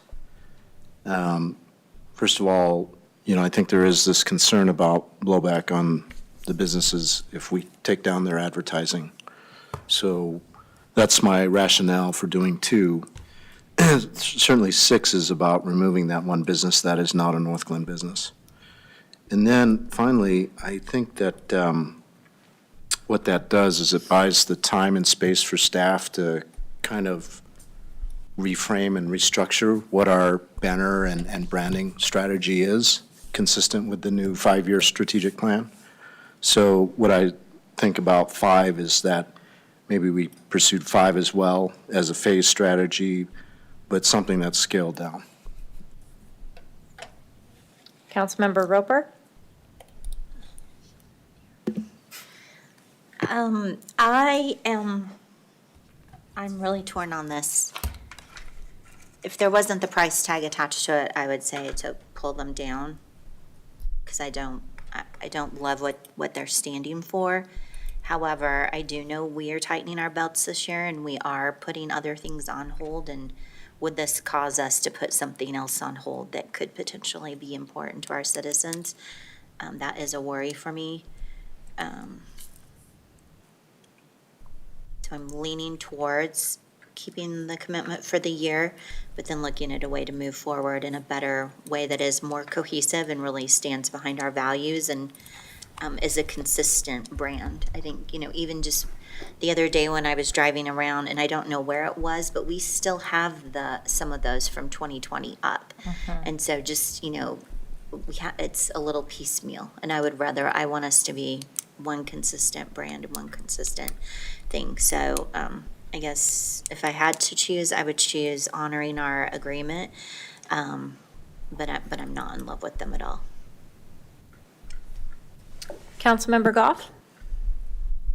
Thank you. I have one real quick question before I give my opinion on this, and that is, who owns the banners? I mean, if we take them down, is there some way we could repurpose them or give them to the businesses that, or whatever? I'm just curious. CGI owns the banners. They own the banners. Okay, well, that lets As that well out. as the equipment, yeah. You know, and just listening to the conversation going around, I think I've come to the point where I've changed my mind, and I do think that they should be just taken down, and we need a thoughtful plan with a vision and goals for some kind of banner program so that we wouldn't be replacing them like soon, because we have to go through some kind of process. Councilmember Nowicki? Thank you, Madam Mayor. I suppose I am leaning toward option 2, keeping them up, just to honor the agreement. And then I would want to know more about option 7, just because I recall that discussion, and so exploring that a little bit, I would be curious about. That's all. Councilmember Walker? Mayor, I just want to seek some clarification from you on your plan. The banners come down, and we support a smaller program with a focus on it, correct? So the banners will still be here, because Councilmember Jaramillo's point, I believe they're important for our brand to distinguish us from our neighbors who intertwine with our city. And it sets us out. So I just want to make sure that that's where your plan is going, correct? The banners will still come back with a smaller, dedicated program. I mean, the proposal was to have them come back with a program that was fully developed with a vision, but with more intentionality. So the same thing that Councilmember Jaramillo said is not just every 5 feet, right? Having some intention around it that has a purpose and a focus. But to Councilmember Roper's point, there are still old ones around, so we have to do a full sweep of the city and get some of them down if they're old. Well, Mayor and City Manager, the residents have spoken. They need to come down, and I'm with the mayor on this. So a question about I think the initial cost to take them down is what's hard to swallow. The $16,000 a year is a pretty small piece of our overall annual city budget, and if it's smaller than 70 a year, it might be less than 16. We have our deputy city manager here, but I'm just wondering about what a plan might be, where to find the 45. I know we're at the end of the year, and sometimes we start to see that we haven't spent everything that we set out to spend. Thoughts on that? We do have $45,000 available that in the general fund, it would be a general fund expense. Jason can certainly speak more specifically to where. It may be that I have that funding available in my city manager's budget, or it potentially is available in communications. Doesn't dismiss the fact that it's a huge number and it's significant.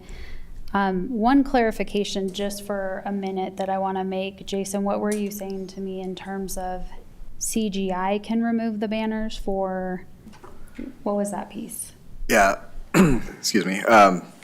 So CGI would be willing to remove the banners, obviously at a cost, $14,000 or $15,000, which would be in addition to the $45,000 for the advertising, which is completely separate.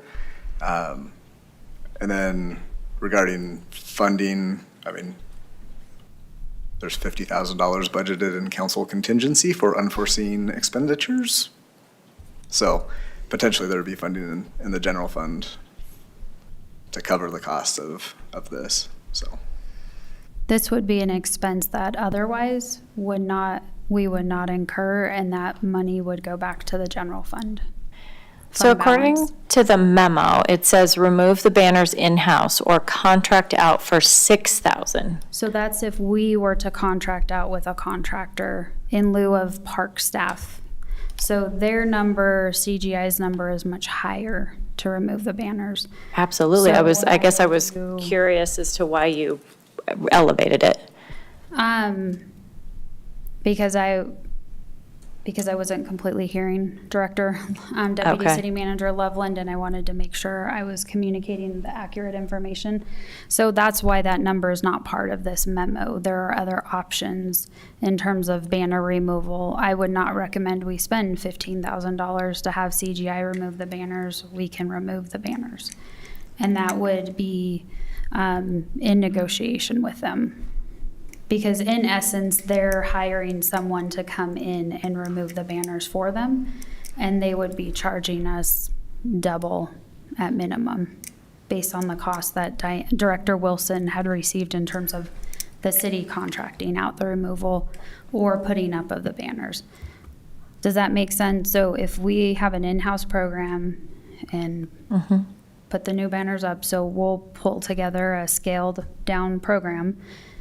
Each banner I looked at to print would be approximately $223 a piece. So the 70 banners printing would, I rounded up from 15,000 some odd dollars. We can, cut that in half or play with, what, going back to your comment about intentionality, what number of banners makes most sense for our community to have and build a robust banner program. Right.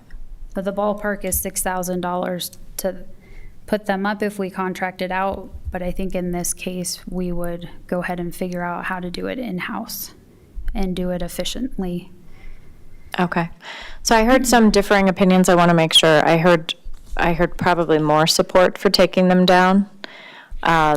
Is there anyone who is not okay with that? I know the cost is expensive, which is why I asked those final thoughts. Mayor Pro Tem. Thank you, Madam Mayor. I didn't have a chance to weigh in when everybody else did, so I just wanted to make sure that I also gave my input. I don't love anything about this, I have to say. I do, however, love the idea of having an in-house banner program. I think that would be wonderful with our own designs, not stock photos, intentionality, branding, all the great things that everyone here has already said, and maybe less. I don't know that we need 70 banners because, as Councilmember Jaramillo said, there is a row where there's just the same advertiser, same business all in a row.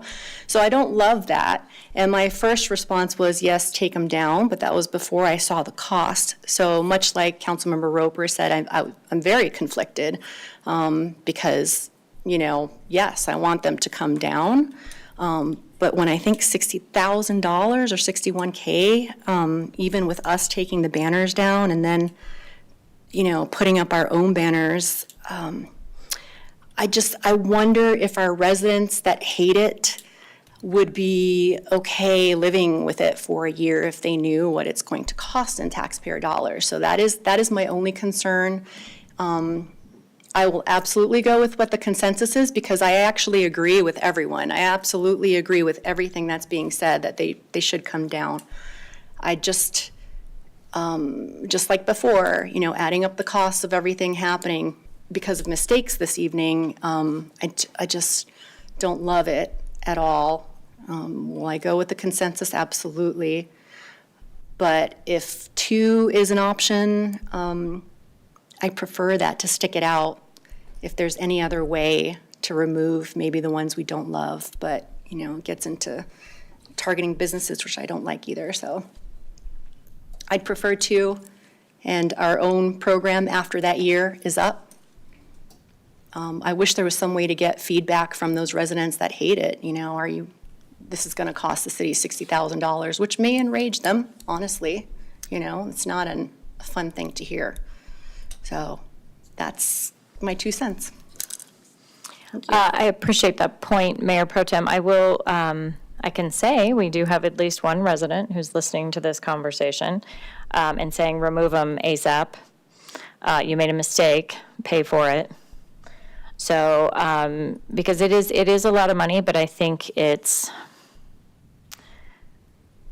we had residents come and share personally for reasons we really haven't even talked about tonight. And I think the voicemails, and I mean, it kind of to Councilmember Walker's point, like the residents have spoken on this issue, and it's a tough one. It's a tough tough thing to swallow. I don't like any of it either. But I don't know. It was a big, expensive mistake. And it sounds like it was processed quite a bit with city staff, and so hopefully we won't find ourselves here again.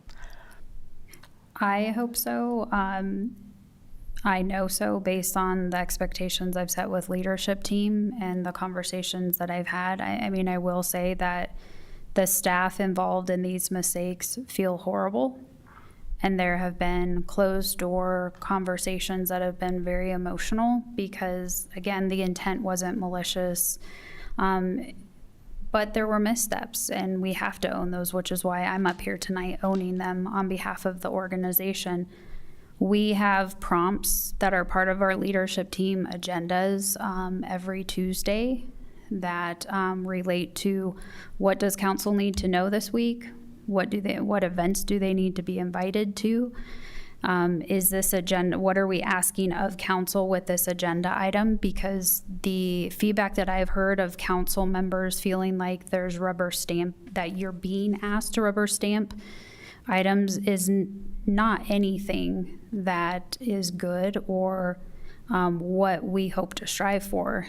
They're local government's designed to have a balance of powers and authority. So I'm entrusted with certain responsibilities, as is mayor and council. There should be a healthy tension between those, but our role as staff is to provide council with the best information available to make decisions, and that information comes to you to make those decisions. So like I said on the onset of my remarks, these two fell into a gray area where didn't, trigger a purchasing, but, as I've retraced and had conversations with staff, I mean, there has been aha moments and learning that has taken place, and these mistakes won't happen in the future. And, so hopefully you have a sense of confidence that I've done what I've needed to do. It's a continual process. The performance conversations have been had, like I mentioned on the onset of the conversation. So nothing about tonight makes me proud or to feel good. This all sucks, to be very direct and blunt, in particular because the right guardrails weren't there to make sure it didn't happen. So items moving forward, coming to council, I think council has to fully understand that you're being asked to weigh in on things. So when traffic signal cabinet wraps come the end of the month, any other item coming before council, it's an opportunity to weigh in. And we always strive to tee up items in a strategic, intentional way. Oftentimes we hit the mark, and then sometimes we don't. And in those cases where we don't hit the mark, I hear feedback from the mayor or from individual council members, and we work with that feedback. So I wish I could change all of this without the financial impacts. If I could, I would, and unfortunately I can't. So we have a couple more questions. I just wanted to clarify, because some of us are adding these numbers up. So I think the initial cost is $45,000 to pay to CGI, and Correct. then we're going to cover the cost of taking them down. Can the new banner program be included in the balanced budget process for next year? Because I can't imagine the time it would take to pull together the program to present it to council, that we would get this done before. yes, we can make Okay. a corresponding reduction somewhere in the budget. It'll probably come from my city manager budget. I'll make a corresponding reduction, so, Okay. to fit the banner program. Or if I can't figure that out, we will find it somewhere. Okay. The comms budget makes sense, but we'll see. It'll Okay. be placed in the comms budget just to balance it out. I want to make sure, Okay. because there's been so much cost escalation with printing and everything, I don't want to shortchange that budget, which is why I said what I said. Okay, so it's an initial 45 Mm-hmm. that we do have. It is taxpayer money, and we understand that. Again, expensive mistake, but we're going to remove them ourselves, so we're not going to, I mean, yes, it's staff time, but we're not contracting out. And then we'll have the new banners, the new banner process presented and included in the 2025 budget. Councilmember Jaramillo. Thank you, Madam Mayor. So, and with options 1A, when we say reimburse CGI $45K for 1 year of prepaid advertising, is that I feel like, is that the funds that we accumulated from the advertisement? Is that? We did not accumulate any funding, so, CGI, we gave CGI permission to come into our city and sell advertisements to businesses. They exchanged money. Yeah. So and I'll get clarification from this, Deputy City Manager Loveland and I believe the way it'll work is we will reimburse CGI, who will in turn reimburse the businesses, but we'll want confirmation on that. Does that make sense? Yes, it does. Thank you. Councilmember Nowicki. Thank you, Madam Mayor. Councilmember Jaramillo just asked my question, so I'll put my hand Okay. down. Mayor Pro Tem. Thank you, Madam Mayor. First of all, thank you, City Manager Geyer, for that very deeply felt apology. I could sense that I know this is tough all around, and humans make mistakes, so we have to fix it. I get that, but I just want to say I appreciate that a lot. My only comment really is moving forward, yes, council should be more involved in things like this because there is precedent that we've approved banners before, right, in 2019.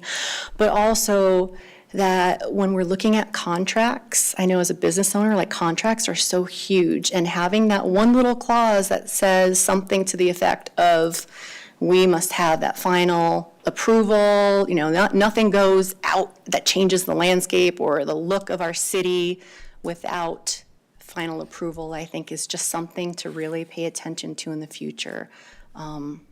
Because maybe we could have gotten around this and fixed at least something temporarily to get through the year.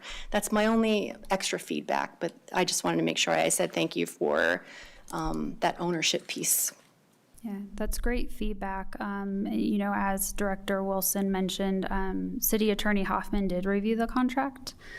However, our roles as directors and ultimately my role as city manager, things will probably likely slow down a bit, to be honest with all of you, in terms of I will be looking at aspects of contracts and information moving forward that previously I was relying on directors, and that's a delegation, but that's just a natural reaction to when you pull things in to make sure that we're operating appropriately. And then, as I feel comfortable and confident, I'll release some of that control, but that's only human nature as a leader to make sure I'm not back up here in front of council apologizing for mistakes. Councilmember Burns. Thank you, Madam Mayor. I have a quick question for Deputy Director Loveland. So the $45,000, is that a prorated rate for the month of advertising the businesses have already received? That's not prorated yet, so everything is going to be negotiable that we've talked about tonight. That should be less. Perfect. Thank you. Thank you. I think we've come to the end of this discussion. Do you have clear direction for next steps? I do have clear direction. The banners are coming down. We will put together a new banner process that's in-house, and that we will include the public hearing on the budget is set for next week. So if I could ask for some space and Jason, correct me if I'm wrong, do you want to go ahead and plug a number in for the banner program or wait and then capture that as an amendment when we move forward with the 2025 budget? I think that's easiest because everything's already set for next week, if council's okay with that. So you won't see a banner program number in next week's public hearing presentation. Got it. Okay, thank you. Okay, thank you. Next item, Police Records Management System Transition. Police Chief Jim May is here to present this item. Welcome back. Thank you so much for having me. So tonight, I'm just going to provide information why the Northland Police Department has to transition from a shared records management system to an in-house where we manage it ourselves. Hopefully tonight I answer why and what happened to get us to this point, right? And why am I bringing it forward right now? So just to give you some foundational stuff, the history. So currently, we use ADCOM, which is our Adams County Communications Center, right? Northland is a founding member. It goes back to 1974. Before, they primarily did dispatching, right? So they worked off cards. Even, when I started, you had a call taker and you had a dispatcher. They would write down all the information, give it to the dispatcher, which they sent it out. In the early 2000s, ADCOM started switching to CAD, which, computer-aided dispatch, which made it more efficient, made it better. Also during that time, looking for companies, there was only really 4 large companies that could provide a CAD system, could buy a records management system, and then we also in the county needed a jail management system. So our first company that we went with was iLeads, which provided the RMS and everything else. We all combined, doing our records management system through that. We all agreed, to work together to, provide those reports. That information was shared with the district attorney office. All those systems communicated with each other. However, iLeads wasn't a great program, a great company. We ended up moving away from that probably the mid, 2015, 2016, somewhere in there. And we went with a company called TriTech. And the really focus was on the CAD, right? Because that was the most important thing, making sure, when people are called 911, that information was put together and given to the officers right away. So TriTech is known still today, now it's called Central Square, known for their CAD system. During that time, Fire decided, hey, we're taking our records management system in. And I don't want to give Fire guys too much credit, but they were pretty smart of understanding that every agency has their own needs, and this will make sense in a little bit of reporting and everything else. So we ended up going with Central Square. We had challenges from the onset in 2018 of records management. It was like taking it to committee to have this done. So we haven't been really happy with the RMS system. But what happened May of 2023 is what really started this process of us.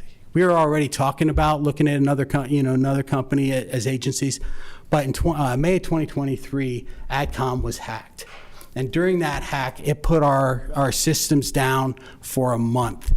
Northland, fortunately, working with our IT program, which I want to give huge credit for, they did an amazing job. They made sure that we were secure.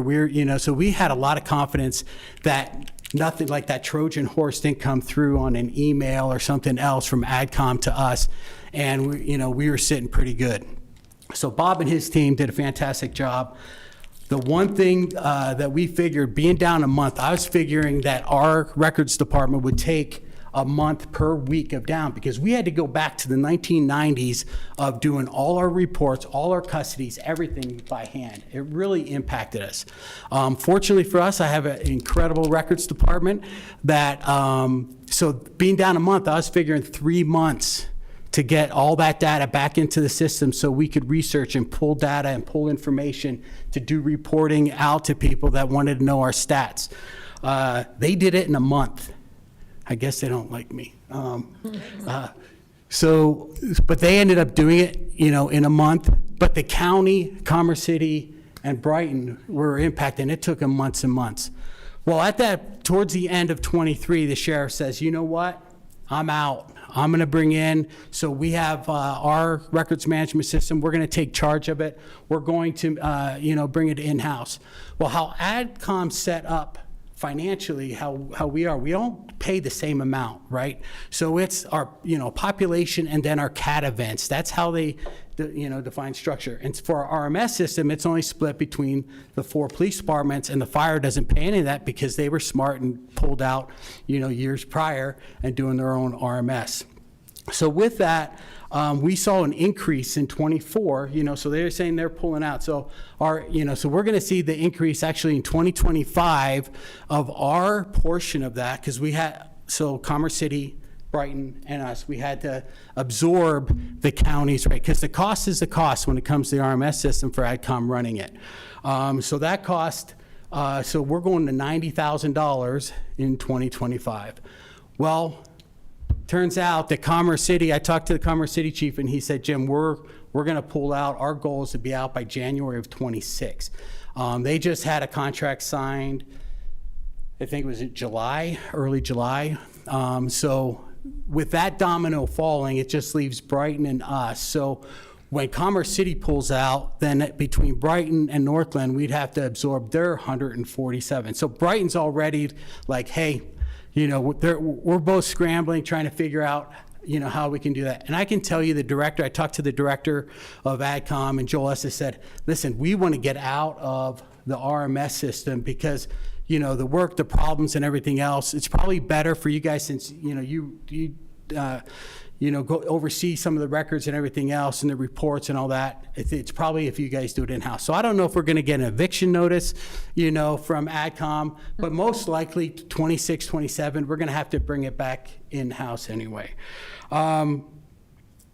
So currently, what we've done, we've reached out to Axon. Currently, we have a contract with them.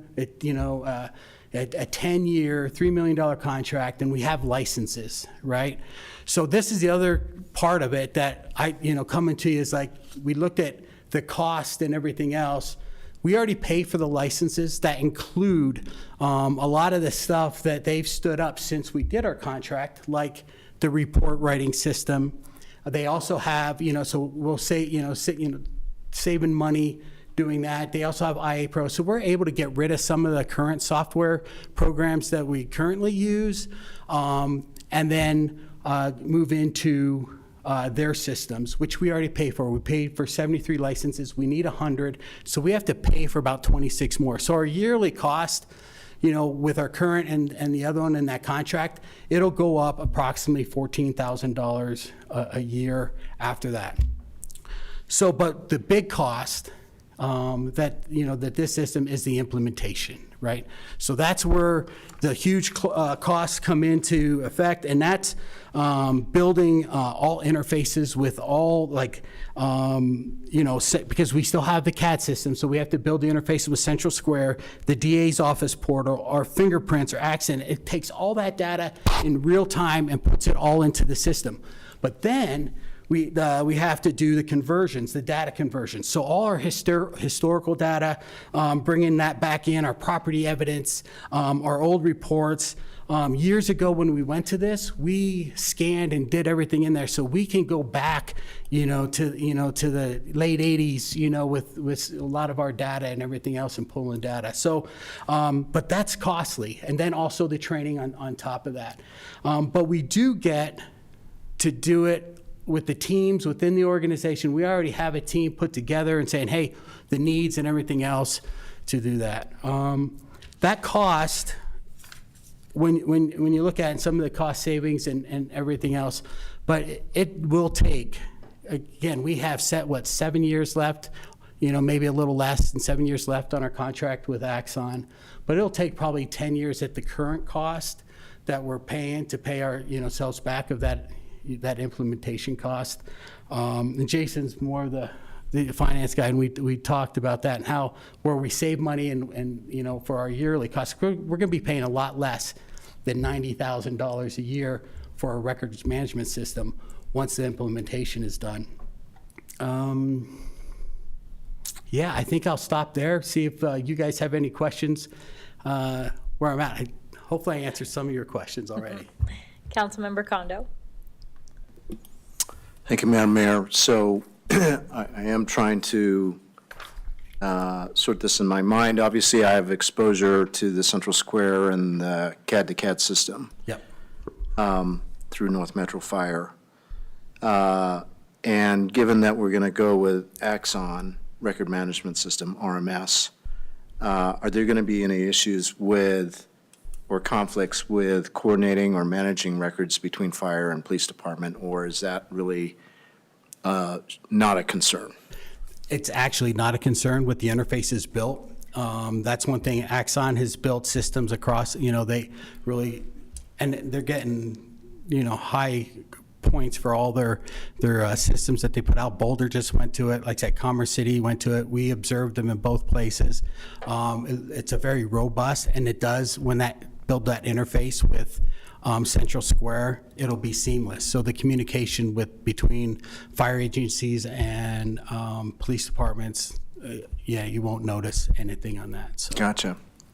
Yeah, and not to get too techie, but I'm just, as you're describing this, I'm thinking about the Java environment where, you can run different operating systems on the same computer. I'm assuming this is conceptually a similar sort of thing. You can merge multiple databases together that may have different operating systems or whatnot. Well, the family of software that comes with our licensing, again, we're saving quite a bit just on that because we could get rid of some of our other software programs, so we don't have too many on it. So it all puts it in one basket. So that'll be the easy part for us. But again, it looks that way. The big ones, like I said, real important. But Axon's already built that portal to the DA's office for our video, right? Our body cams, our dash cams, the resident videos that come into us. That portal's built already, so this one's just for our reports and everything else that they also have access to. Our investigations and everything else will be done through that interface and portal for the DA's office. So. And one last question, and that is, I'm assuming that our IT person, Mr. Lair, is involved in this in terms of looking at it from a cybersecurity standpoint. His team is fully aware, of this, and working together. Like I said, Bob's team is fantastic, and they understand, the challenges we're up against or the headwinds we're facing for the next couple of years. The last thing we want to do is be the last one in this system where we're paying $300, for the last ones in, we're paying $350-some thousand a year for a records management system that we really, it's not as robust as we would like. So bringing that also in-house, the information, everything else, we can really customize it to the needs that we want, our community needs of things that they would like to see tracked. Because if we did it in this current system, we have to take it to committee and everybody has to vote on it. If they don't like it, we don't get it in there, so we don't get to track that information. Gotcha. Thank you. I do not see any other hands. Does anyone else have any comments or questions for Chief? Well, thank you so Thank much. you. Do you mind if I stay up here? No, go ahead. Go ahead. The next item, police officer health programs. Yeah, well, again, thank you so much. I think this is such an incredible thing that we need to do, the wellness and mental health of officers. I can tell you, starting my career, there was nothing really available. You had to pretty much suck it up and get back out there if you were, hurting or seeing something that you can't. I really have to give credit to the team. And this is the first time that they will be presenting to you. But I would love to introduce you guys, and you probably already know them, but Lieutenant Scott McNeely and Lieutenant Kelly Shelley, who really is spearheading this initiative at the police department. And yeah, I'm going to turn it over to them. So there you go. Thanks, Chief. Oh, there's our power. There it is. Wow, that is bright and big. We got the clicker here. Very good. Well, good evening, everybody. As Chief said, I'm Scott McNeely, Patrol Lieutenant. It's kind of late at night. I'm sure you're all hungry, so we'll try and get through this. So at least I know I am. So, we'll kind of give you a brief overview of our health programs, more or less like a history of where we started, where we're at today, and potentially where we want to go in the future. So this little guy work here. Boom! Look at that. Sorry, I get excited about the little things.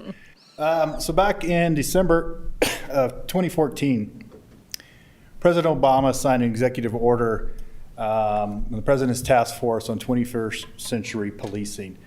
Those 6 pillars covered building trust and legitimacy, policy and oversight, technology, social media, community policing, crime reduction, training, education, and then officer wellness and safety. Of course, this evening we're going to be focusing on the officer wellness piece of this. The EAP, our Employee Assistance Program, is kind of where we started. It's something that was foundational to the wellness and kind of where we're at today. It's something that we've always had since we've been here, and it's not just police, this is citywide, that this program is available. Ours is through Minds and Associates. Underneath their kind of list of stuff that they offer, they do have counseling services. They provide legal and financial advice, the work-life balance, and they do wellness piece as well. The drawback with Minds and Associates is it's more of a referral program, if you will. So if you have a situation, you have to, get on their website. You've got to create an account, go through their system, and then after you've explained kind of your issue and what's going on, they refer you out to clinicians that are targeted kind of to where your area, either by where you work, we here in Northglenn, or where you live. For me, I live 30 miles to the south. So they look at who's in the network there and kind of refer you out to those clinicians. I don't know how they're vetted or how they get to become part of the referral network with Minds is kind of one of the issues that we have. And then setting up counseling services, I can tell you, this is just my personal experience. I've tried to use those services on 3 different occasions for myself personally, my wife, and then also my children. The issues that we encountered in doing that, one, they give you the list. You have to call them after they've given you the list and gone through the rigmarole to get the list, explain what's going on. In that particular office or clinician, say they may not be seen, they don't do couples therapy. So then you have to start over and go to the next list and find somebody that does. And if you find somebody that does, they may not be taking on any new clients at that time, right? So it's kind of frustrating. And when you are a person, experience or you're in that moment of crisis, this is a lot to go through this whole process to do it. It's better than nothing. It's great that it's out there, but when people are in crisis, they need help, immediately, essentially. And sometimes it can take weeks to even get into an office once you find one that suits your needs and then also has availability. Can I speak to that a little bit? Yeah. Can you hear me okay? Good evening, Mayor and Council. And some of the feedback we've gotten from our own employees who have tried this, I've personally tried this for one of my children, and the same thing that Lieutenant McNeely said, you have to go out and find the counselor for your kid that's specific to their issues. You have to wait. Or you can go through your medical, like Kaiser. That is weeks and weeks for when my kid was having an issue that he needed help with. So it wasn't very viable. We finally were able to, weeks and weeks later, get into a counselor through the EAP. Now, for employees that are looking for things that are law enforcement specific, because we have, a different need than maybe other employees do, we need someone that is specific to our position. Specific to the trauma that we see, specific, for law enforcement. So I do know of an officer that did try to go through EAP for, some counseling, told them that they were a first responder and were supposed to be directed to someone that can manage that. Well, time and time again, they kept getting counselors that couldn't provide for that. It's not law enforcement specific. So this program is great for some people, but not necessarily for us. If you don't have a lot of knowledge in what we deal with, then trying to assist us is difficult, and we don't want to re-traumatize the counselors because they're not used to dealing with the things that we see on a daily basis, if that, makes a little bit more sense. Yeah, absolutely. And I'm sorry, I'm not in the microphone. Hopefully you guys can still hear me okay. You can lean over and talk in there. Public needs to hear you. Yes, there you go. Yeah, and I can tell you on the 3 occasions that I tried to use this program, none of them were successful. We just ended up giving up, and as Chief put it earlier, just suck it up and kind of move on. So it's unfortunate. Like Lieutenant Shelley said, it's a great program for certain people, and it does work for certain people, but just not all. So it's good that we have it, but now we have other options as well. So going along with President Obama's 6 pillars and the, specifically on the wellness piece on that, our first peer support team was founded in 2015. So shortly after that executive order was signed, we had a string of officer-involved shootings during that time frame, which kind of prompted the commander at the time to implement a peer support team. It looks much different today than what it was, and you guys will see that. But essentially, that team was comprised of 2 separate teams. So we had a lethal response team and a trauma response team. The lethal response team was specifically for officer-involved shootings, and then the trauma response team was pretty much everything else. It was comprised of our team coordinator. Each team had their own team lead, and then you had individuals that fell in either the lethal response team or trauma response team. And some of those folks intermingled, and they were on both teams.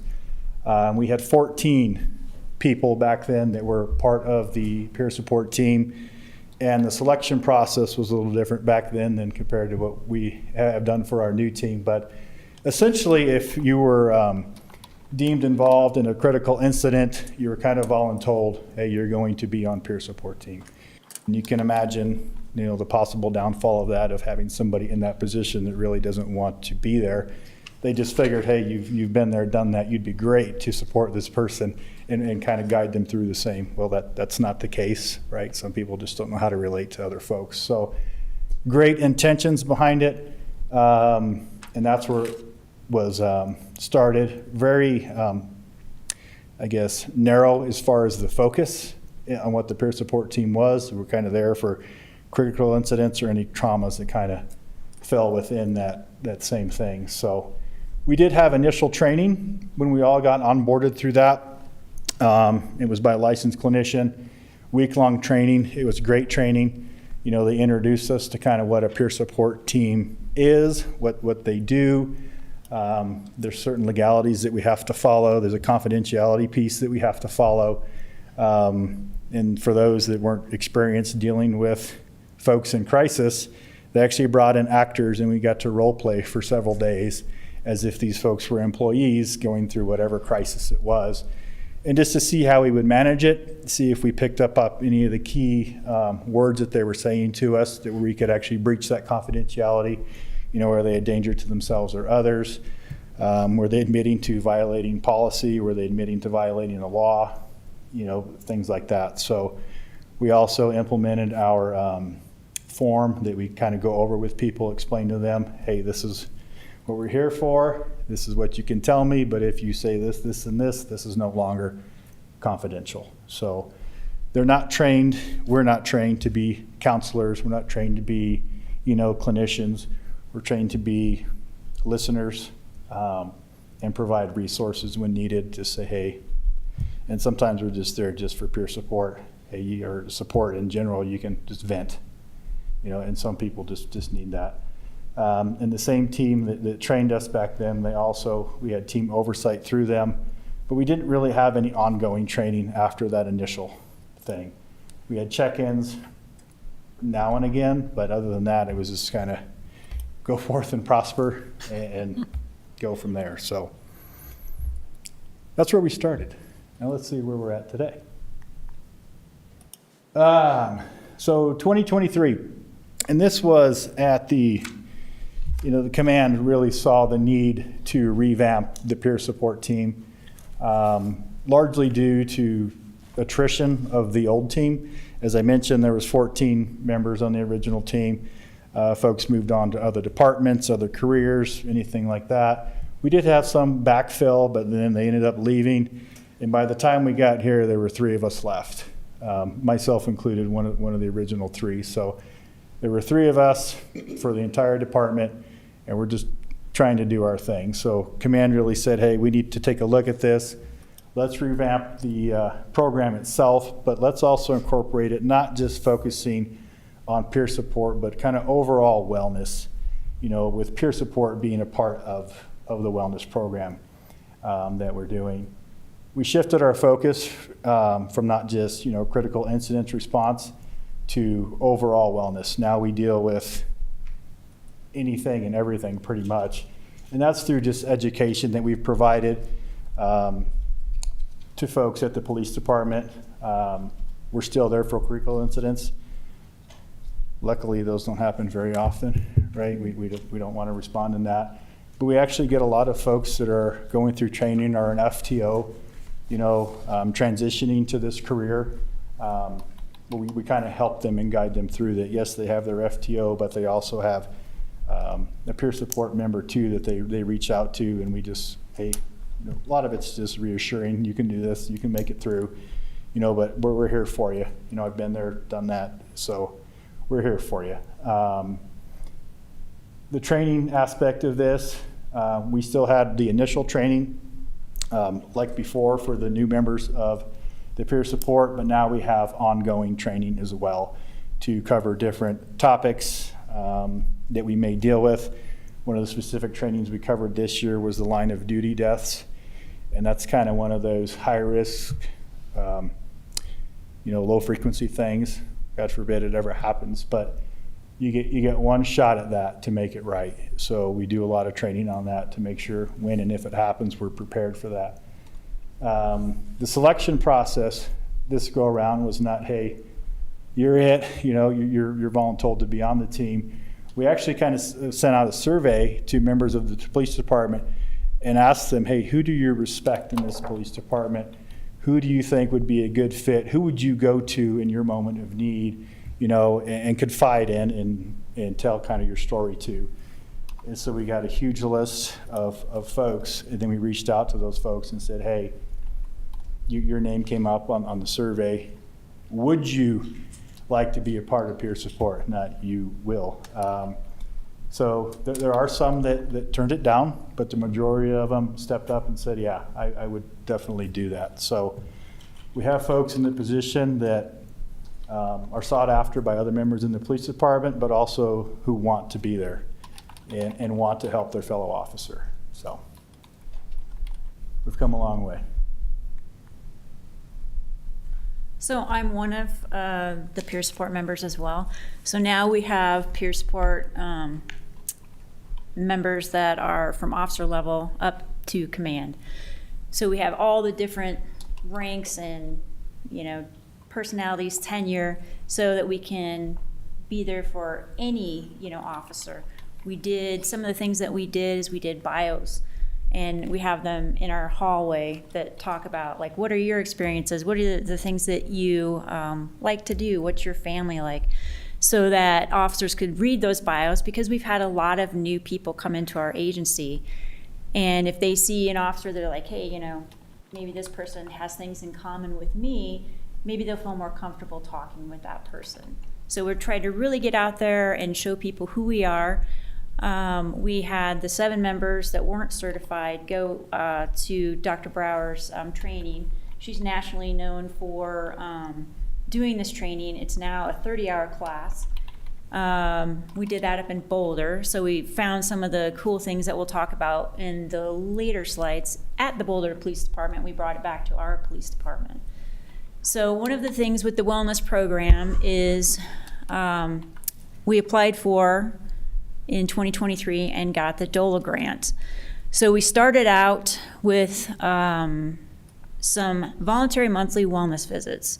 So that is when Dr. Brower's clinicians came in, and they do a monthly wellness visit for voluntary people. So you go in, it's very like 30 minutes. It's a brief thing to kind of check your wellness. and give you resources if you need something further so that you're aware of what they have available. We did the Level Up conference, myself, Scott, and a couple other peer support members. It was put on by Code 4 Counseling, and It's a Calling, and I think Revital. So those are all different entities that work in officer wellness.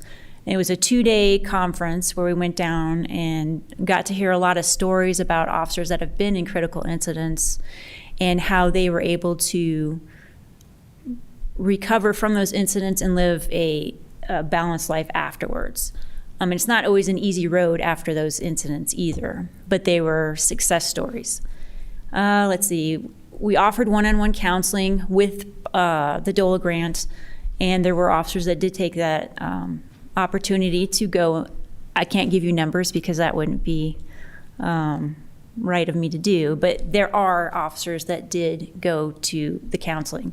One of the cool things that we also offer, or they do, is the EMDR. So I'm sure Mr. Nowicki could talk much more about this, but it's one of those things when you have critical incidents or trauma that they can do to help you process it. And so that's one of the cool things that we have also for the officers if they need it. Wrong way, sorry. So fast forward to the next year, applied again for the DOLA grant and were awarded money. One of the things we learned from the previous year when we did the voluntary wellness visits, we asked for input from the clinicians. And they said usually at agencies what they will do, because the big thing is we're trying to end the stigma. So in law enforcement, it's not okay, like the chief said, when I started, you have a critical incident, you might take no nights off and you're back. So we had several shootings when I was new on the job. And the way that our agency dealt with it at the time is we had a breakfast for everybody that was involved in the shootings, and that was it. And if you had an issue or something bothered you, it was suck it up, let's move on, we're not going to deal with this, you're weak if you talk about these types of things. So we have really transitioned. We're trying to end that stigma, so the clinicians had suggested that we do a mandated wellness visit. And we went further, and we also offered it to our civilian employees. So we mandated that everybody goes to a wellness visit this year, and we keep track of that. They come in-house every other month, so it's very easy to go and do your visit. But we also have crew units that are embedded with us. They're also exposed to trauma. Our records people are exposed to secondary trauma, so it was a natural thing to want to do this for everybody that's in our agency. And you end the stigma of someone going into the office and talking to the clinician when all of us are doing it, from the chief on down. So that was, I think, a positive. It's like whether or not everybody wants to do it, it's more normalized because we all are. And then from there, that can lead you to all the services that they can, tell you more about. We mandated department-wide training. What I asked, our peer support team, was what kind of training do you want to see for peer support, ongoing continuing education, and what do you want for our officers? So they came up with the topics that we did this year. We shifted our focus also to more of a wellness team, so it's not just the mental health, but it's also, we got the macro market in, and I think that's on the next slide.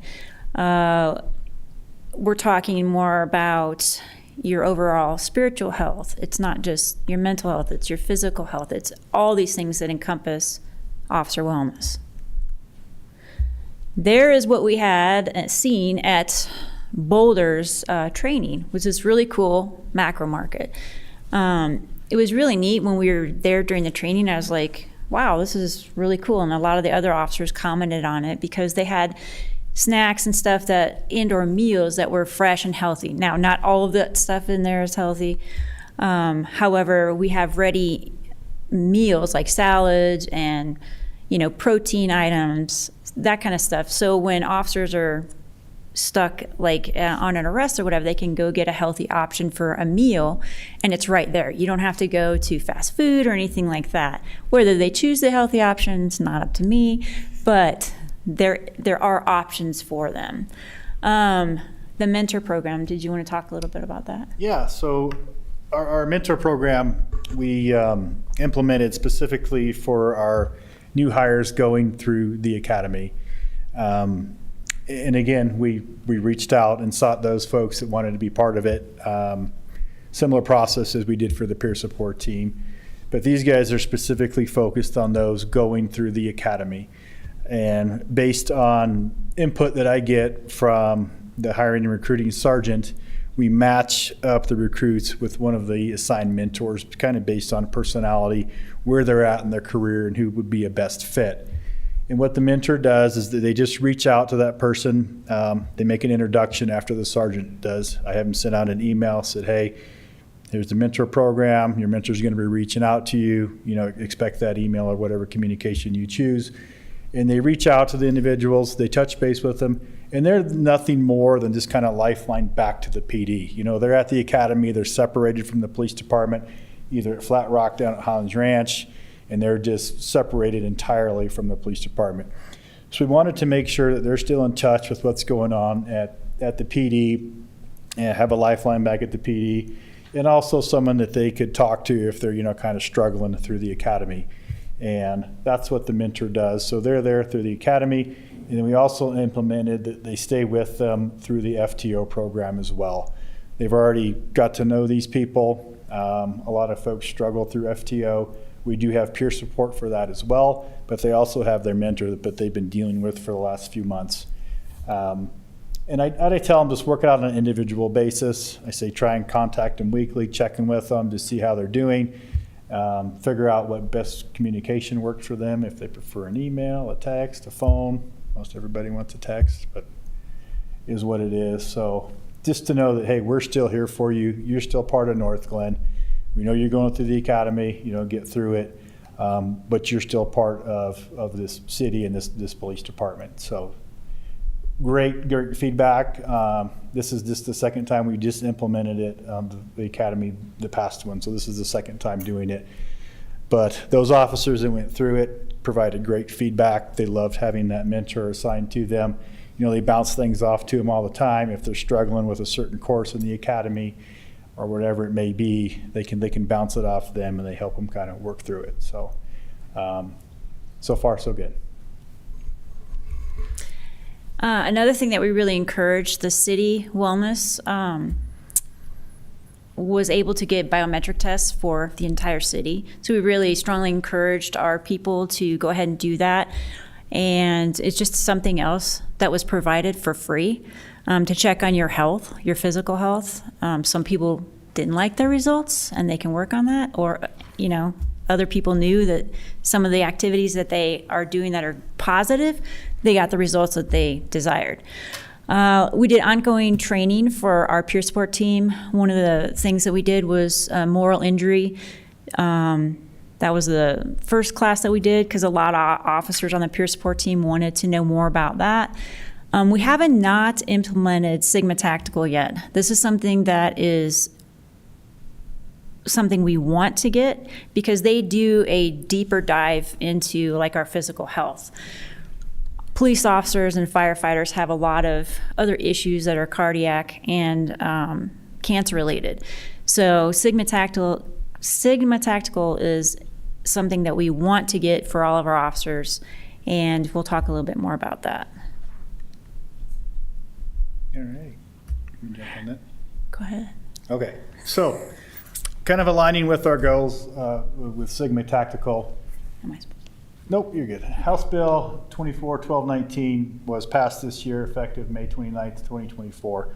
And to be honest, I didn't know much about the bill until it was brought to my attention a couple weeks ago.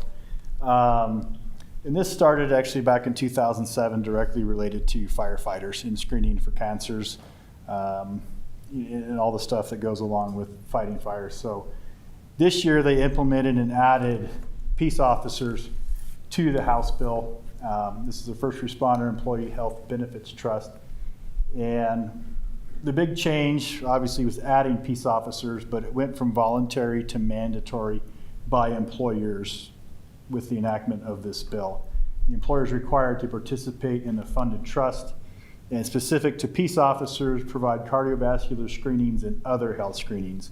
It doesn't define what other health screenings look like, but this really goes with the Sigma Tactical as far as the cardiovascular screening. And why they're so set on that in the heart is for us, and I know a personal story of a gentleman I talked to a couple months ago. He's, does everything right. Eats right, exercises, everything you can do, but he had to go in for emergent surgery because of his heart. And what happens in this profession is the constant adrenaline spikes up and down actually causes plaque buildup in your arteries, even if you're living the healthiest lifestyle you can. Cortisol is a big thing with us, and well, to anybody, but just what we go through, and that constant adrenaline dump and ups and downs and ups and downs, and over the course of your career can cause the plaque buildup in your arteries. So that's why they're focusing on the cardiovascular screenings to catch that. This gentleman actually went in through a similar Sigma Tactical screening. They caught it, and immediately he got rushed to the hospital to get put in there. He's like, you wouldn't think of it. Like I said, eats great, doesn't drink, doesn't do any of that. It's just cost of doing business is being a police officer. So, Can I speak to that? yes, absolutely. And my husband is with our sister city, Thornton, and I know that they did this for their officers, and they caught some very life-threatening things because of the Sigma Tactical cardiac screening. So it's really important. We want to get it for our agency and our officers. And next one. So kind of how the House bill reads is it's mandated, right, that the employer participate in this trust and pay for these screenings, and then they're reimbursed by the state, for the health benefits. But if the funding to reimburse the trust is insufficient, then the requirement goes back to optional instead of mandatory. So I don't know too much about it. I don't know how the trust is established. I don't know how they manage or review the amount of money that is left in the trust. And I do believe part of the memo that we provided, or maybe on the next slide, kind of shows you how they plan on funding the trust over the next several years. As you can see, this year, I think it's only $200,000 for the entire state and for all peace officers in the state. I don't think that's going to go very far. I don't know how they're going to identify who, gets that money. I can tell you this has sparked a lot of conversation with people above my pay grade, which is great. Risk management is involved now. HR is involved now. So the wheels are turning to figure out what we need to do to move forward and be in compliance with this House bill. And why this is important to us is so for the mental health especially, we have police officers retired and on the job that are killing themselves at 2.5 times the rate that the bad guys are getting us. And that's just not acceptable. If we can save one person in our agency, it's all worth it. It's we all have personal experiences where officers that we know could have benefited from something like this. And it's super important. Yeah, I can tell you a recent story. I know we're kind of jumping ship here, but I'm also a member of the FOP. I sit on the trustee board. But one of the members was very vulnerable in our last meeting, and he had gone through a series of events that led up to him in his patrol car, sitting out in the field with a gun to his head, and he was on the brink of pulling the trigger and committing suicide just because what's happening in the career, what's happening with family, and organizations. Thank goodness he didn't do it. He got on the phone with the right people. Peer support got involved. Some of the organizations that Lieutenant Shelley mentioned got involved, specifically Revital. It's a calling foundation, and got this gentleman the help he needed. And brought him back. So, and that's just one of many stories that we hear often. So, great story to end the night on, right? Well, it's a positive. It's positive. It is positive. Yes, it is. It is. And do you have any questions? Councilmember Kondo. Thank you, Lieutenant McNeely and Lieutenant Shelley. Really appreciate this presentation, and I don't want to continue to sustain the doom and gloom, but I just had an epiphany when I was at the SDA, Special Districts Association of Colorado meeting last month, and West Metro Fire presented, and it just did not occur to me. I've sat on the North Metro Fire Rescue District Board now for about 15 months, but what they briefed is that basically, and I think the Days may have heard me say this before, but I'm going to repeat it. You know, a first responder in the course of their career will see about 500 events, triggering events. And when you compare that to just any of us, maybe in our lifetime we have only 5. Could be a near-miss accident, could be the death of a loved one that you witnessed personally.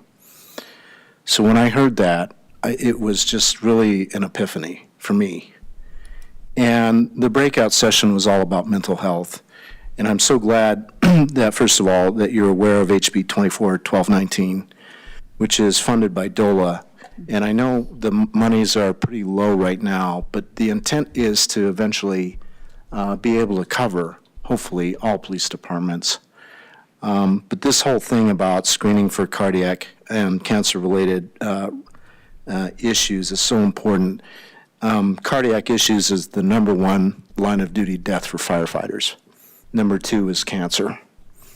So this is really important. I'm pretty sure that, you know, the fact that we're going to take advantage of this program, I'm very happy to know that you all are aware, and I think that we, as a government, we need to figure out how to make this possible. So totally in support. And then my last comment that I'll make is I'm very happy that you also are aware of Code 4. North Metro Fire actually uses that. It's a counseling group that's based out of Lone Tree, Colorado. And they have psychologists, doctors, as well as counselors. And these folks are specifically trained on being able to advise people, first responders, on first responders issues. And again, back in Keystone, they were talking about, you know, you can go cheap and you can just go with a regular counselor. But oftentimes, some of the stories that the first responders relate actually is so traumatic that the first responders are trying to help the counselor. And so I'm very happy and glad to know that you all are affiliating and working with Code 4, obviously local company, but they have the right people that are former law enforcement, police officers, military, and they know what you're going through. So thank you once again for this presentation. Thank you, Madam Mayor. Thank you to both of you for being here. I was, you know, reading through all of this. I was absolutely thrilled, you know, to read all the things going into this, and for you both to be here and to kind of be willing to kind of steward this program along. At any point, it could have kind of fallen apart, but I think this really speaks to your dedication and just investment. You know, and this, I mean, you guys, this is blood, sweat, and tears right here, you know, pain. But you stuck with it, and it's really becoming something quite impressive. I did want to ask a little bit, and because I'm not sure you mentioned it, but I am curious because I do think it's also helpful, again, and you guys are kind of moving towards this, bringing these services in-house, you know, having that kind of on-staff clinician. It sounds like, excuse me, you do contract with Dr. Jamie Brower to kind of get those services. Can you speak a little bit about what that experience is like for your officers? So Dr. Brower's clinicians, they come in for the monthly wellness visits, and that is who we are contracted with as our oversight for our peer support. They can come in and do our critical incident debriefs. That's who we have the packages through for the counseling, because they are law enforcement, first responder specific. And that's who we've used for our training as well. That's great. I am curious, again, it touches on so many important things. Is there any kind of, maybe this is included in the program, kind of suicide-specific focus of any of these programs specifically?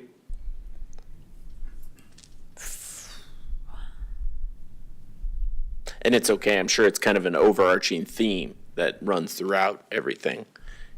Yeah, I mean, we do have, the access to suicide prevention training, and officers have the ability to kind of sit through that. They're hit with it every day, the statistics that are out there. They are what they are. Just basically spreading the awareness is a big piece of that, and knowing the resources that they have should they ever get to that point. We got Chief walking up, so. Well, and sorry, and then, You mind if I just say? Yeah. sure. There's been so much stigma when a police officer has suicidal thoughts or talks about suicide. They also know it could be career ending. Yeah. So it's really challenging to, right now for us to say, please get help. And then make sure, and our responsibility, making sure that we can get them healthy again to come back to the job. But I can tell you that's why our suicide rate is so high. It's because they don't reach out for help.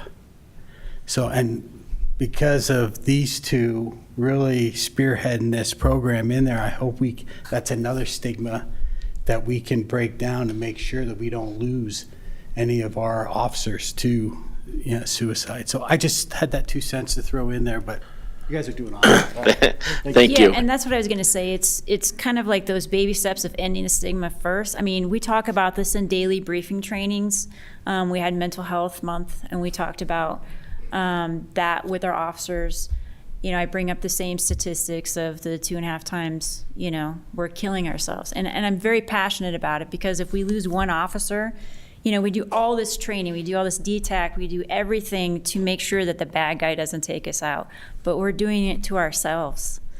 And so we do talk about that. It's something that's not, hidden anymore. It's like, these are the stats. This isn't something that doesn't happen.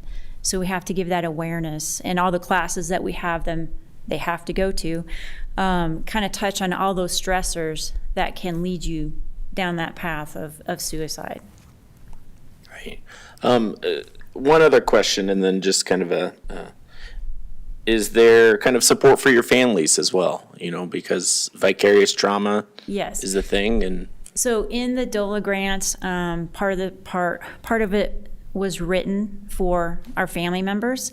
Now they go with the sworn officer, and CERSA actually covers like 2 of the first sessions. No one has to know either at the police department if you do seek out help. We would never know what officer came, if they're, they went couples counseling, anything like that. So yes, there is. good. And last question, are you guys doing any sort of data collection around kind of these programs? Because and specifically, because again, you've shared quite a bit with history here. I just think, again, going forward, it would be curious, I don't know, if there's kind of data being collected to, at some time in the future, get it into like a scientific journal around, hey, here's the programs that we used and here's how we collected the data. Yeah, we're collecting data to the extent that we can. Sure. Just because of the confidentiality piece that we have, we can't say, we can get a number of how many people utilize services. We on peer support track our contacts, but we don't share that with any other peer support member. Like if somebody comes to see me, I say I had a contact, that's it. They're not gonna know who came to see me, what they came to talk to me about, anything like that. So we can track how many people are utilizing the services, but to get more specific than that, it's gonna be difficult to do. Sure. And now that we have oversight from Dr. Brower, they keep track. They gave us a form, so they have the track of that. Great. Well, lastly, thank you, both of you, for working to kind of end the stigma and, you know, being willing to be examples to others, you know, that it's okay to talk about this, and, you know, for a focus not just on kind of mental health, physical health, but kind of your whole health, you know, spiritual health, things like that. Yeah. Thank you. Thank you. Thank you, Madam Mayor. Thank you to both of you for being here. It's just incredible how far you've taken this program, and transitioning from just focusing on like post-critical care to the whole wellness is so incredibly important. So great job, first of all. I just wanted to say that this was actually a request that I brought forth. I don't know how long ago it was, because of funding. Of course, the world revolves around money. So I'm part of the Public Safety and Crime Prevention Federal Advocacy Committee, and that was one of the big things that all of the cities were looking at, all the municipalities, is how do we create more wellness programs for our officers because of those reasons that you said, the high suicide rates, the cardiac issues are incredible. And the other piece that I wanted to know was how Sigma Tactical fit in. I do have a couple of questions. I know you do the EMDR. Have you looked into, or has the city looked into, like the neurostimulation? I know that's a new thing that some places that, you know, deal specifically with first responders. Like one that I know of is called the Badge Group. I'm not sure if you're familiar with that, but it is run by first responders who provide therapy and also neurostimulation. It's just something I'm not sure if the city has looked into that, but if you have it might be something worth taking a look at, but it's had good results with like brain therapy and post-traumatic stress issues.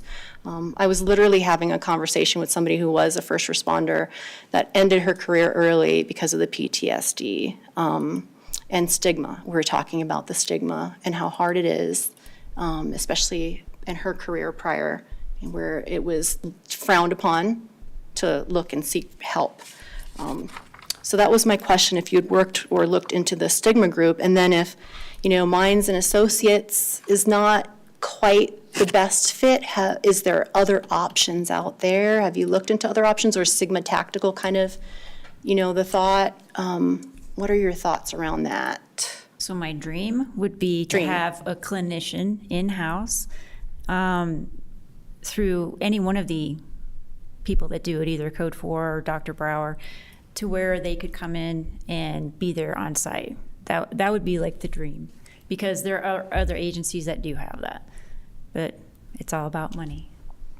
Okay, that's good to know. And then the legislative committee did take a support position on that piece of legislation that passed. So I'm curious to see where that will go in terms of funding.